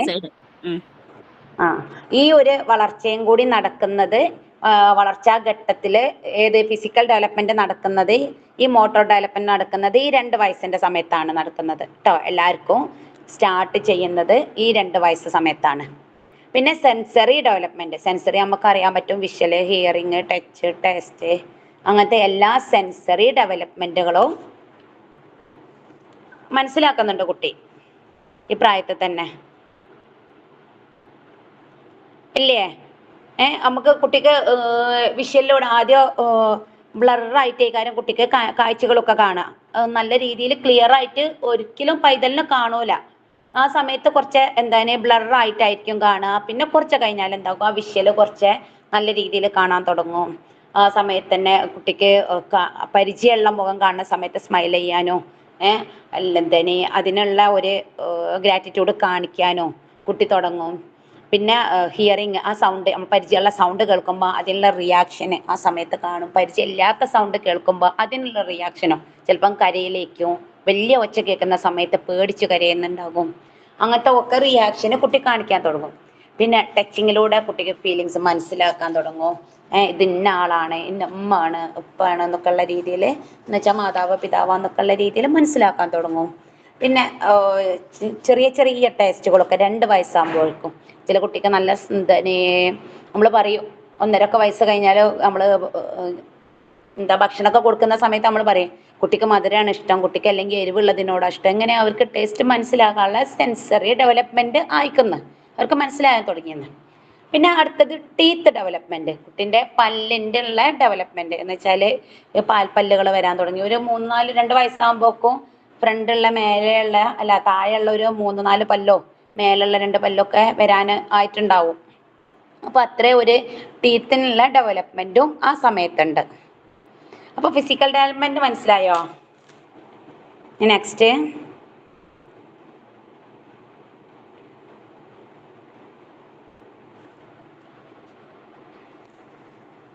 സൈക്കോ സോഷ്യൽ ഡെവലപ്മെന്റ് കേട്ടോ. സൈക്കോ സോഷ്യൽ ഡെവലപ്മെന്റ് അതിൽ എറിക്സണ് പറയുന്നുണ്ട്. ഹലോ, അതിൽ 2 ഡെവലപ്മെന്റ്, ജീൻ പിയാഷെയും പറയുന്നുണ്ട് കോഗ്നിറ്റീവ് ഡെവലപ്മെന്റിനെ കുറിച്ച്, മറ്റേല് എറിക്സണോ പറയുന്നുണ്ട്. അതിൽ സൈക്കോ സോഷ്യൽ ഡെവലപ്മെന്റ് എന്ന് പറഞ്ഞാൽ ട്രസ്റ്റ് ആൻഡ് മിസ്ട്രസ്റ്റ് ഡെവലപ്മെന്റ് എന്നാണ് പറയുന്നത്. ആരും ഒന്ന് റീപ്ലൈ തരാഞ്ഞിട്ട് എനിക്കൊന്ന് റിപ്ലൈ നോക്കണ്ട. മനസ്സിലാവുന്നുണ്ട്. റിപ്ലൈ തന്നോണ്ടിരുന്നാ നിങ്ങൾക്ക് കണ്ടിന്യൂ ചെയ്യാൻ പറ്റില്ലല്ലോ, അതുകൊണ്ടാണ്. ഓക്കെ. അപ്പൊ എറിക്സന്റെ എന്ന് വെച്ചാല് എറിക്സന്റെ സൈക്കോ സോഷ്യൽ തിയറി എന്ന് പറഞ്ഞ ഒരു സംഭവം ഉണ്ട്. ആ സൈക്കോ സോഷ്യൽ തിയറിയിലാണ് ട്രസ്റ്റ് ആൻഡ് മിസ്ട്രസ്റ്റ് എന്ന് വെച്ചാൽ വിശ്വാസവും അവിശ്വാസവും. കുട്ടികളുടെ നോക്കുന്ന ആയമാരൊക്കെ ഉണ്ടെങ്കിൽ അവരെ വിശ്വസിക്കും, ട്രസ്റ്റ് ചെയ്യും. പിന്നെ കുട്ടികളെ അപരിചിതരെ കണ്ടാൽ മിസ്ട്രസ്റ്റ് ചെയ്യും. അങ്ങനെ കുട്ടികളായിട്ട് തമ്മിലുള്ള ഒരു അതേപോലെ പേരൻസിനെ കണ്ടാൽ അവർ ട്രസ്റ്റ് ചെയ്യുന്നതും, പിന്നെ അപരിചിതരെ വേറെ ആൾക്കാരെ തീരെ പരിചയമില്ലാത്ത ആൾക്കാരെ കാണുമ്പോൾ അവർ കുറച്ച് വയ്യോട്ടേക്ക് മാറി നിൽക്കുന്നതൊക്കെ ഈ ഒരു തിയറിയിലാണ് പെടുന്നത്.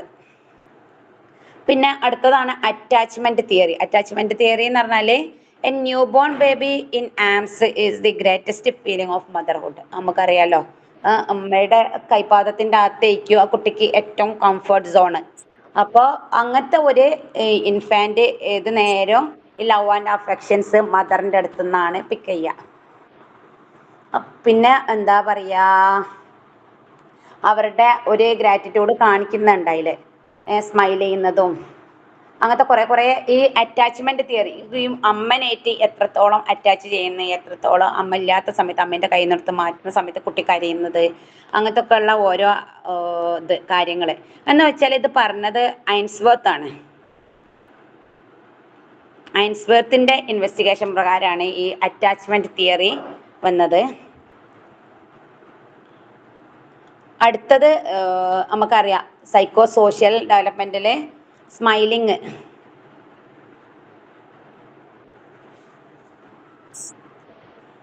സ്മൈലിങ്ങിനെ കുറിച്ച് നമുക്കറിയാം, കുട്ടിക്ക് ചിരിക്കും. പരിചയമില്ലാത്ത ആൾക്കാരാണെങ്കിൽ ചിലപ്പോൾ കരയൽ ഉണ്ടാകുമോ, അങ്ങനെ വ്യത്യാസം. ചില സമയത്ത് ആങ്സൈറ്റി, കുട്ടിക്ക് പേടി ഉണ്ടാകും, വല്ല ഫിയർ ഉണ്ടാകും സ്ട്രേഞ്ചേഴ്സിനെ കണ്ടാലേ. ചില സമയത്ത് എന്തെങ്കിലും പെട്ടെന്നൊരു സൗണ്ട് ആക്കുമ്പോൾ ഒരു പേടി, വെപ്രാളം ഒക്കെ ഉണ്ടാവും. മാനസികമായിട്ടുള്ള ശാരീരികമായിട്ടുള്ള ഓരോ കാര്യങ്ങളെ എക്സ്പ്രസ് ചെയ്യും. ഇങ്ങനത്തെ ഒരു മാനസികമായിട്ടുള്ള ബുദ്ധിമുട്ട് തന്നെ അവർ ശാരീരികമായിട്ടുള്ള എക്സ്പ്രഷൻ കാണിക്കും. അത് പിന്നെ അതുപോലെ നമ്മൾ സ്ട്രേഞ്ചേഴ്സിൻ്റെ അടുത്തൊക്കെ ഉണ്ടാകുന്നതും, പിന്നെ ഏതെങ്കിലും കുറേ നിറയെ ആൾക്കാരുള്ള സ്ഥലത്തൊക്കെ ഉണ്ടാകുന്ന സമയത്ത് കുട്ടികൾക്ക് ഭയങ്കര അലോസതയ്ക്ക് കുറേ ബുദ്ധിമുട്ട് കാണിക്കുന്നുണ്ടാകും, അസ്വസ്ഥത കാണിക്കുന്നുണ്ടാകും. അത് കുട്ടിക്ക് സാമൂഹികമായിട്ടുള്ള ബുദ്ധിമുട്ടാണ് കുട്ടിക്ക്. അത്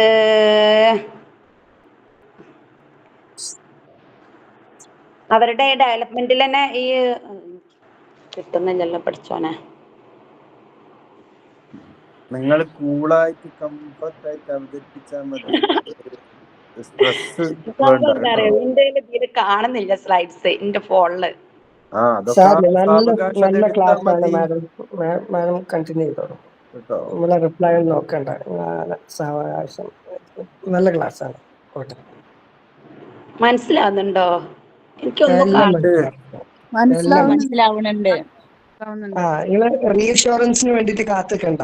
റിപ്ലൈ ഒന്നുമില്ലെങ്കിൽ മാം ഇങ്ങനെ കണ്ടിന്യൂ ചെയ്തിട്ട് മാമിന് മനസ്സിലായ പോലെ എക്സ്പ്ലെയിൻ ചെയ്ത് തന്നിട്ടും ഇങ്ങനെ പോയാൽ മതി, കുഴപ്പമില്ല. Okay okay. വേണമെന്നുണ്ടെങ്കിൽ ആരെങ്കിലൊക്കെ ഈ പേര് ലിസ്റ്റിൽ നിന്ന് ആരൊക്കെ വിളിച്ചു വേണമെങ്കിൽ ചോദിച്ചു നോക്കാം. എന്നാ അങ്ങനെ ഓക്കെ നിങ്ങൾക്ക് അങ്ങനെ ഒരു ഡിസ്കംഫർട്ട് ഫീൽ ചെയ്യുകയാണെന്നുണ്ടെങ്കിൽ ആരെങ്കിലും പേര് വിളിച്ചിട്ട് മനസ്സിലായെന്ന് ചോദിച്ചാൽ മതി. എന്നാ റിപ്ലൈ അവർക്ക് അറിയണമെങ്കിൽ പക്ഷെ പറയാമല്ലോ. അതല്ല, എനിക്ക് സ്ക്രീന് കാണുന്നില്ല. അപ്പോഴൊന്നും ടെൻഷൻ ആവേണ്ടതില്ല. അതൊക്കെ സ്ക്രീന് കാണുന്നില്ല, ഒരു മിനിറ്റ് വെയിറ്റ് ചെയ്യുന്നൊക്കെ പറഞ്ഞ് അത് ചെയ്താൽ മതി. അതിന് വേണ്ട പണികൾ എടുത്താൽ മതി. ഇത് റെക്കോർഡ് ആവുന്നുണ്ടേ. Okay okay, sorry. ഇനി അടുത്തത് കേട്ടോ, സെൻസറി മോട്ടോർ സ്റ്റേജ്. അതല്ലേ അടുത്തത്? Sensory motor stage.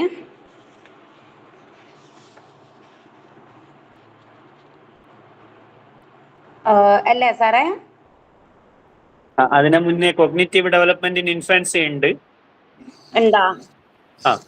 അത് ഇല്ലെങ്കിൽ ഞാൻ എടുക്കാം. മാഡം പറയുന്നു. കോഗ്നിറ്റീവ് ഡെവലപ്മെന്റ് ഇൻ ഇൻഫാൻസി ഉണ്ടല്ലേ? ഉണ്ട് എന്ന് വെച്ചാല് നമ്മൾ പറഞ്ഞ പിയാഷേന്റെ തിയറിയാണ് കോഗ്നിറ്റീവ് ഡെവലപ്മെന്റ്.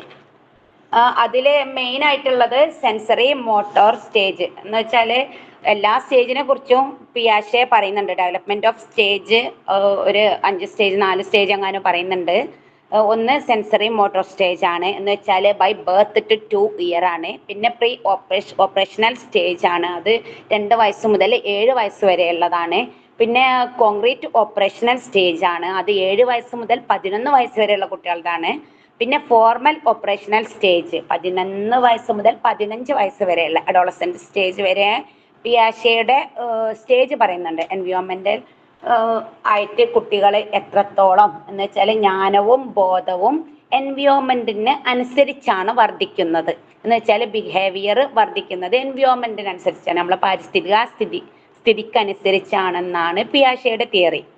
അപ്പൊ അതിൽ നമുക്ക് മെൻഷൻ ചെയ്യുന്നതിൽ ആകെ നമുക്ക് വേണ്ടത് സെൻസറി മോട്ടോർ സ്റ്റേജ് മാത്രമാണ്. ബാക്കിയൊക്കെ നമുക്ക്, കാരണം സെൻസറി മോട്ടോർ സ്റ്റേജ് മാത്രമാണ് നമുക്ക് ഇൻഫാന്റ് എന്ന് പറഞ്ഞാല് ബൈ ബർത്ത് ടു 2 ഇയർ ആണ്. നമ്മൾ അത് മാത്രമാണ് പഠിക്കുന്നത്, ഇൻഫാൻസി സ്റ്റേജ്. അപ്പൊ ജസ്റ്റ് കോഗ്നിറ്റീവ് ഡെവലപ്മെന്റ് വരുമ്പോൾ പിയാഷേന്റെ സ്റ്റേജ് ആണെന്നോ അതില് ഉള്ള ഒരു ഭാഗം മാത്രമാണ് നമ്മളിതെന്നും കാണിക്കാൻ വേണ്ടിയാണ് ഞാൻ ആ ഒരു സ്ലൈഡ്സ് കൊടുത്തത്. മനസ്സിലാവുന്നുണ്ടാവും വിചാരിക്കുന്നത്. അപ്പൊ നമുക്ക് ഇനി സെൻസറി മോട്ടോർ സ്റ്റേജ് എടുക്കാം. Sensory motor stage. ഓക്കെ,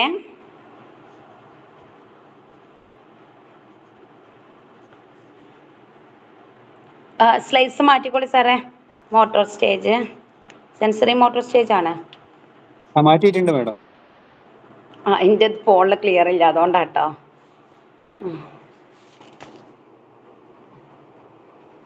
അപ്പൊ അതിൽ സെൻസറി മോട്ടോർ സ്റ്റേജിൽ എന്ന് പറഞ്ഞാല് റിഫ്ലക്ഷന്, അപ്പോ ജനിച്ച സമയത്ത് തന്നെ ബൈ ബർത്ത് മുതൽ 1 മന്ത് വരെയാണ് എന്ത് റിഫ്ലക്ഷൻസ് നമുക്ക് കാണപ്പെടുന്നത്.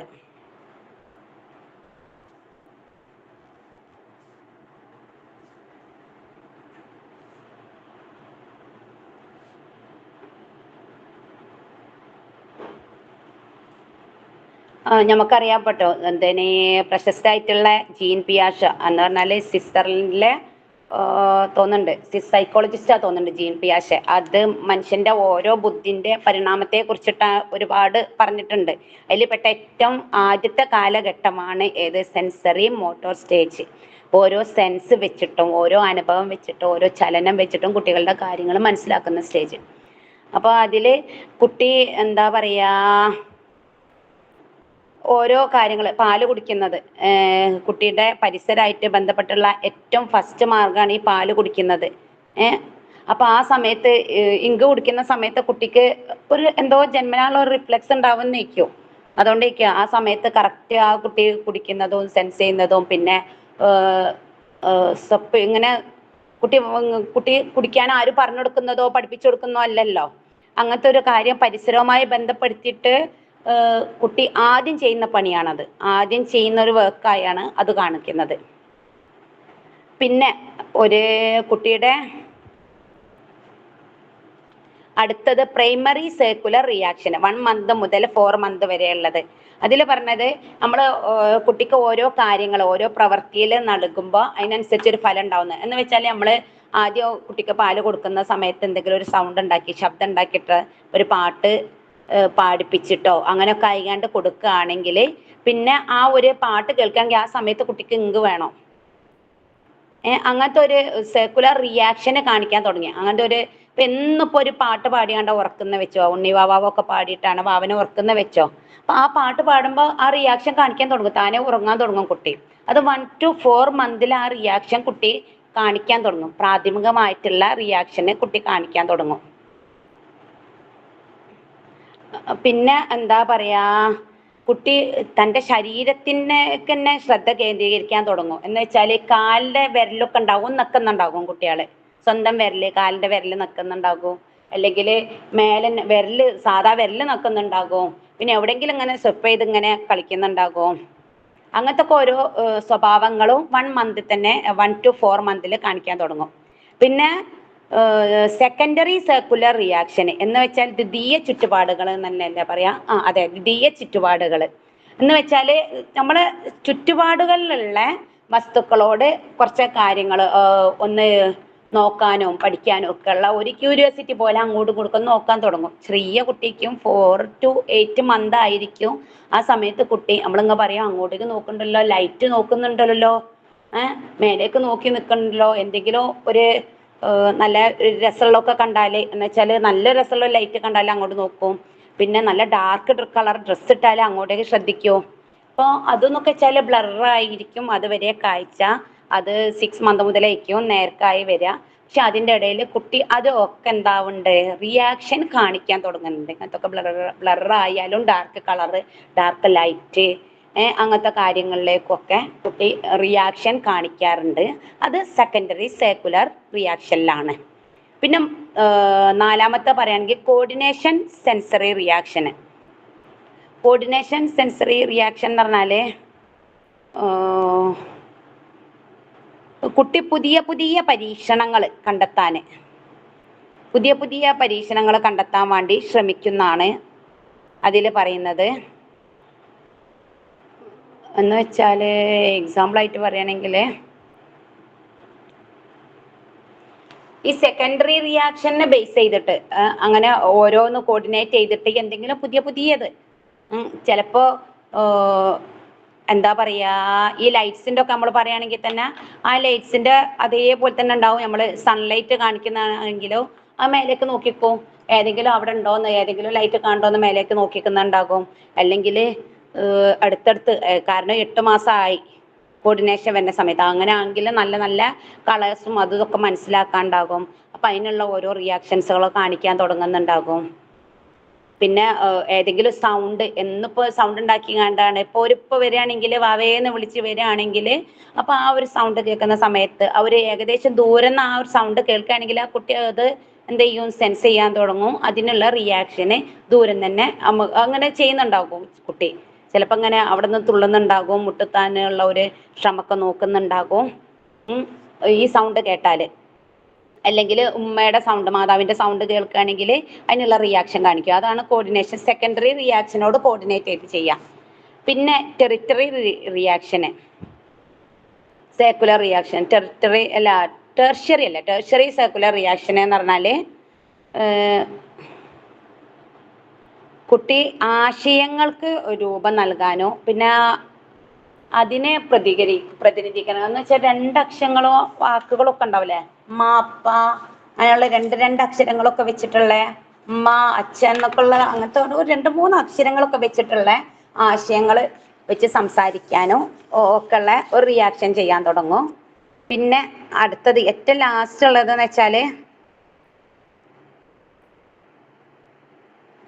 Early റെപ്രസെൻഷ്യൽ thought.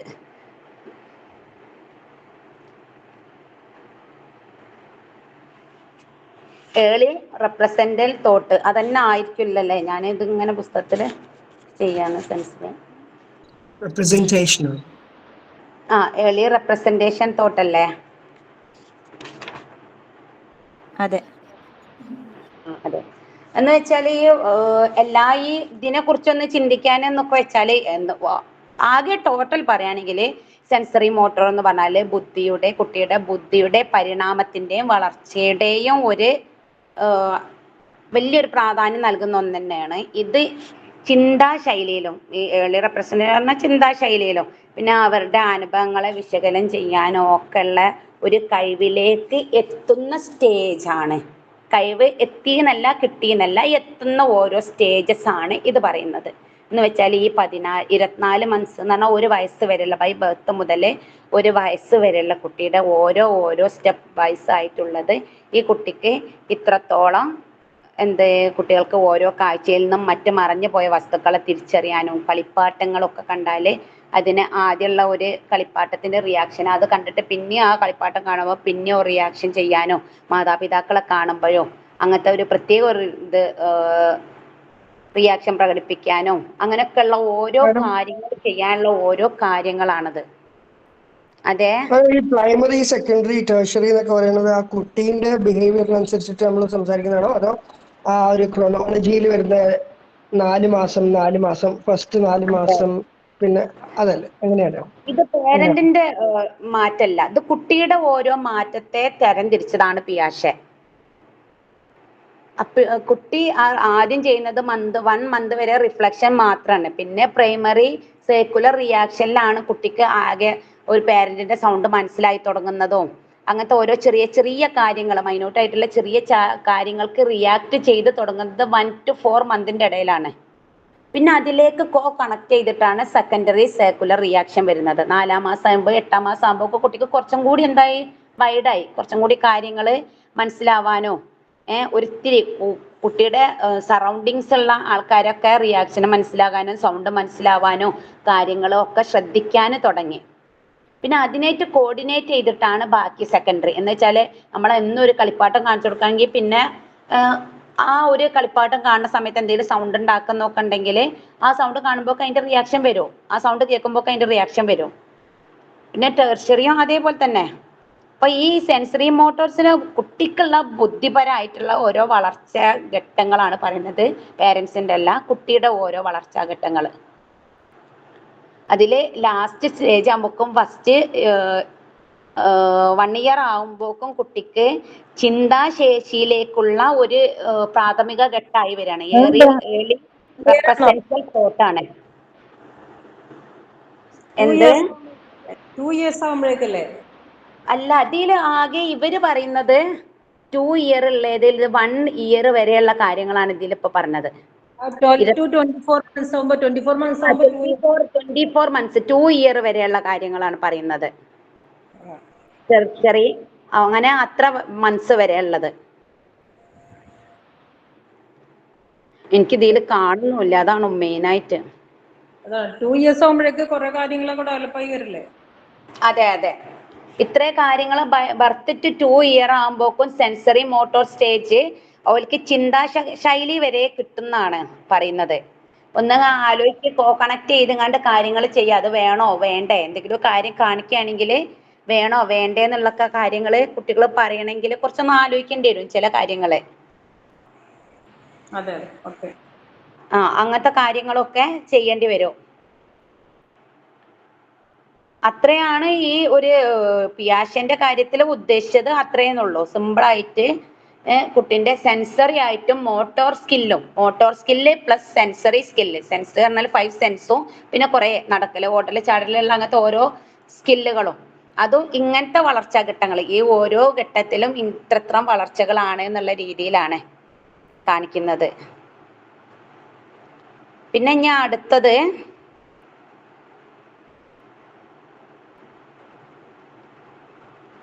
അടുത്തത് ലിംഗ്വിസ്റ്റിക് ഡെവലപ്മെന്റ് ആണ് കേട്ടോ. ലിംഗ്വിസ്റ്റിക് ഡെവലപ്മെന്റ് അത് ആകെ കുറച്ചുള്ളൂ. Phonology, semantic, grammar, pragmatic. എന്ന് വെച്ചാല് ഭാഷാപരമായിട്ടുള്ള ഒരു വളർച്ച എന്ന് പറഞ്ഞാല് ഇൻഫാൻസി സമയത്ത് നമുക്കറിയാം കുറച്ച് വാക്കുകളെ പറയാനുണ്ടാവുള്ളൂ. അല്ലേ ശബ്ദങ്ങൾ തിരിച്ചറിയാ കുട്ടി കുട്ടി ജന്മനാ ഉള്ള സമയത്ത് തന്നെയുള്ള മാതാപിതാക്കളുടെ ശബ്ദം തിരിച്ചറിയൽ പതിവാണ്. കാരണം വയറ്റിന്റെ അകത്തുനിന്ന് തന്നെ കേൾക്കുന്ന ശബ്ദങ്ങൾ ഇവിടെ എത്തുന്ന സമയത്ത് പെട്ടെന്ന് കുട്ടി ക്യാച്ച് ചെയ്യുന്നതാണ്. പിന്നെ അതിനുള്ള ഒരു ആശയവിനിമയമായിട്ട് കാണിക്കൽ എന്തൊക്കെയും ക്രൈയിങ് ആണ്. ഒന്നെങ്കിൽ ആശയവിനിമയമായിട്ട് കരയലേക്കും. ആ ഒരു മാർഗം മാത്രമേ ഉള്ളൂ. ആദ്യത്തെ ഒരു 6 മാസം വരെ കുട്ടിക്ക് ഉണ്ടാവുന്നത് ഒരു ക്രൈയിങ് മാത്രമാണ് എന്നാണ്. 6 മാസം മുതലാണ് കുട്ടി പിന്നെ ബബ്ലിങ്ങും അങ്ങനത്തെ പല സൗണ്ടുകൾ യൂസ് ചെയ്യുന്നത്. പിന്നെ കുട്ടി ഓരോ പരിസ്ഥിതിനോട് ഓരോ എൻവയോൺമെന്റിനോടുള്ള കുട്ടിയുടെ പ്രതികരണങ്ങൾ ഉണ്ടാകും. എന്ന് വെച്ചാൽ കുട്ടി നല്ലോണം പരിസരത്തിലെ ശബ്ദങ്ങളും ഒക്കെ ശ്രദ്ധിക്കുക, അങ്ങനത്തെ കാര്യങ്ങളൊക്കെ 6 വയസ്സ് മുതൽ 6 മാസം മുതൽ ചെയ്യുന്നുണ്ട് എന്നാണ് പറയപ്പെടുന്നത്. ലിംഗ്വിസ്റ്റിക് ഡെവലപ്മെന്റിൽ 6 മാസം മുതൽ കുട്ടി ഇങ്ങനത്തെ കാര്യങ്ങളൊക്കെ നല്ലോണം ശ്രദ്ധിക്കലുണ്ട് എന്ന്. അത് ഞാൻ ഒരു 3 ഇയർ ആണ സമയമാകുമ്പോക്കും കുട്ടി ഒരു 300 മുതൽ 1000 വേർഡ്സ് വരെ കുട്ടിക്ക് ക്യാച്ച് ചെയ്യാൻ കഴിയും. 3 വയസ്സാകുമ്പോഴേക്കും അത് 3 വയസ്സിന്റെ ഉള്ളിൽ 1000 വേർഡ്സ് വരെയും മക്കൾക്ക് ക്യാച്ച് ചെയ്യാൻ കഴിയും. അപ്പോൾ അങ്ങനത്തെ പിന്നെ 5 വയസ്സാകുമ്പോഴേക്കും 1500 വേർഡ്സേ കിട്ടുന്നുള്ളൂ. എന്ന് വെച്ചാൽ 0 to 2 ഇയറിൽ അപ്പോൾ ഒരു ഏകദേശം വേർഡ്സ് കിട്ടിയിട്ടുണ്ടാവും എന്നല്ലേ പറയുന്നത്. അപ്പോൾ അത്രത്തോളം വേർഡ്സ് ക്യാച്ച് ചെയ്യണമെങ്കിലോ എത്ര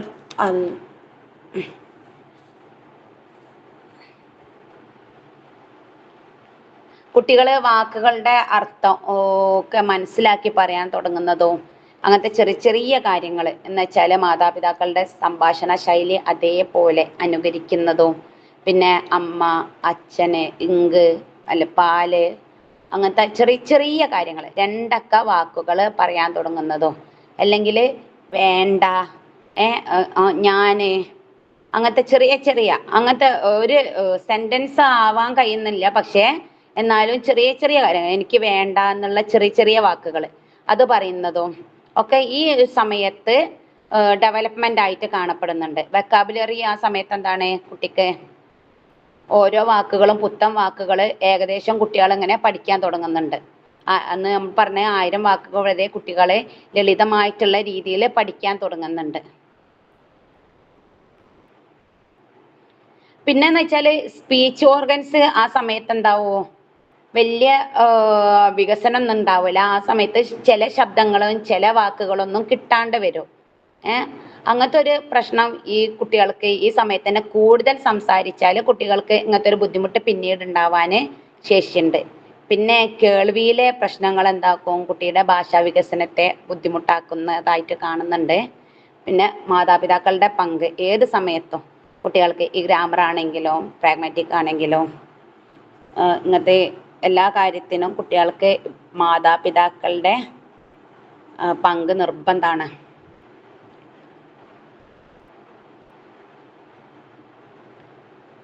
മനസ്സിലാവുന്നില്ലേ? പ്രാഗ്മാറ്റിക് എന്ന് പറഞ്ഞാൽ സിമ്പിൾ ആട്ടോ, സാമൂഹികമായിട്ടുള്ള അല്ലേ? പ്രാഗ്മാറ്റിക് പറഞ്ഞാൽ എന്താണ്?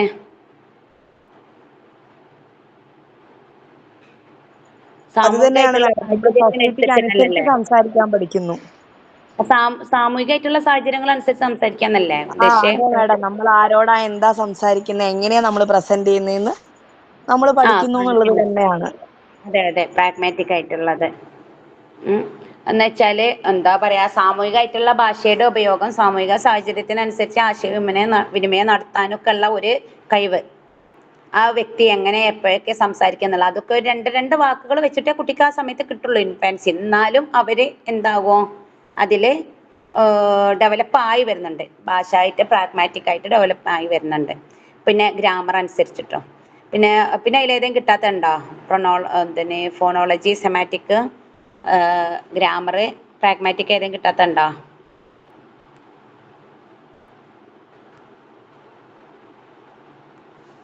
ഹലോ, ഏതെങ്കിലും കിട്ടാത്ത ഉണ്ടായില്ലേ?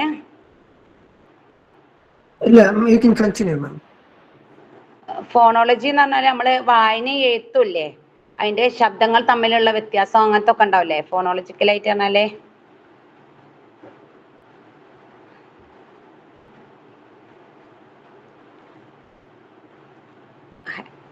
ഹലോ, ഭാഷാപരമായിട്ടുള്ള ചെറിയ ചെറിയ ശബ്ദ വ്യത്യാസങ്ങൾ ഉണ്ടാവല്ലോ.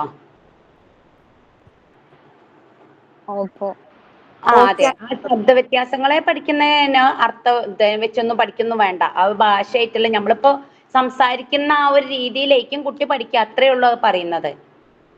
നമ്മൾ എങ്ങനെ പറയുന്ന ആ രീതിയിലായിരിക്കും അത് കേൾക്കുന്നത്, എങ്ങനെ ആ രീതിയിലായിരിക്കും പഠിക്കുന്നത്,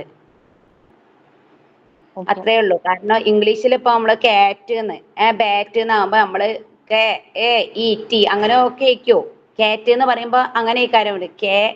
നേരത്തെ CAT എന്നാണ് കാറ്റ് വരിക. അത്രേ ഒരു വാക്കുകളുടെ BAT എന്ന് പറഞ്ഞാൽ ബാറ്റ്. അപ്പം BAET എന്നാണ് എന്ത് വാക്കുകൾ തമ്മിലുള്ള വ്യത്യാസം ഉണ്ട്. അത്രയും ഇതില്ല. പക്ഷെ അങ്ങനെയൊന്നും ഇല്ലാണ്ട് നേരെ എങ്ങനെ നമ്മൾ ഭാഷ പറഞ്ഞ് അതേപോലെ പഠിക്കുന്നത്, അത്രേ ഉള്ളൂ. പിന്നെ ഗ്രാമർ ആയിക്കൊണ്ടുള്ള അങ്ങനത്തെ ഒക്കെ ഒരു ഡെവലപ്മെന്റ് ചെറുതായിട്ട് ഡെവലപ്മെന്റ് തുടങ്ങുന്ന ഒരു കാലഘട്ടം, അത്രേ ഉള്ളൂ അതില്. പിന്നെ ലാസ്റ്റ് പറയുന്നത് ലാസ്റ്റത്തെ എടുത്തോളിട്ട് സാറേ, അതില് baby development mile stone check list ആണത്. എന്ന് വെച്ചാൽ 1 വയസ്സ് വരെയുള്ള കുട്ടികൾക്കുള്ള ഓരോ ചെക്ക് ലിസ്റ്റ്. ഇതിൽ നമ്മൾ പറഞ്ഞ കുറേ സ്റ്റേജസ് ഉണ്ടാവുമല്ലോ, ആ സ്റ്റേജസ് ഉള്ള ഓരോരോ കാലത്തുണ്ടാവുന്ന ഇതാണ് മാറ്റങ്ങളാണ് മൈൽ സ്റ്റോൺ ചെക്ക് ലിസ്റ്റ് ആയിക്കാണ്ട് ഇതിൽ ഞാൻ കൊടുത്തത്. കാണുന്നുണ്ടോ? ശ്രീനിവാസ് സാറേ, ആ നെക്സ്റ്റ് സ്ലൈഡ് അല്ലേ? അതന്നെ baby development mile stone check list ഇല്ലേ, 1 വയസ്സ് വരെയുള്ള. അപ്പോൾ ഒരു ഇത് നേരത്തെ പറഞ്ഞില്ലേ, പിയാഷന്റെ ഒക്കെ ബർത്ത് ടു 1 മന്ത് എന്നൊക്കെ ഉള്ള, അങ്ങനെ ഓരോ സ്റ്റേജസിൽ പറഞ്ഞ ഇന്നൊക്കെ മാറ്റങ്ങൾ. ബർത്ത് ടു 1 മന്തിൽ എന്തൊക്കെ മാറ്റങ്ങൾ വരും, 2 to 3 മന്ത്സിൽ എന്തൊക്കെ കുട്ടികൾക്കുള്ള ഡെവലപ്മെന്റ്സ് വരും, പിന്നെ 4 to 6 മന്ത് അങ്ങനെ ആയിട്ടുള്ള 1 വയസ്സ് വരെയുള്ള കുട്ടികൾക്കുള്ള ഒരു ചെക്ക് ലിസ്റ്റ് ആണ് ഇതിൽ ഞാൻ കൊടുത്തത്. അതിന്റെ എക്സ്ട്രാ ഇങ്ങോട്ട് കൊടുത്തത് നമ്മൾ സിലബസിലല്ല, പക്ഷെ ഇതിൽ ആവശ്യമാണ്. അപ്പൊ വിചാരിച്ചിട്ട് അങ്ങനെ കൊടുത്തതാട്ടോ.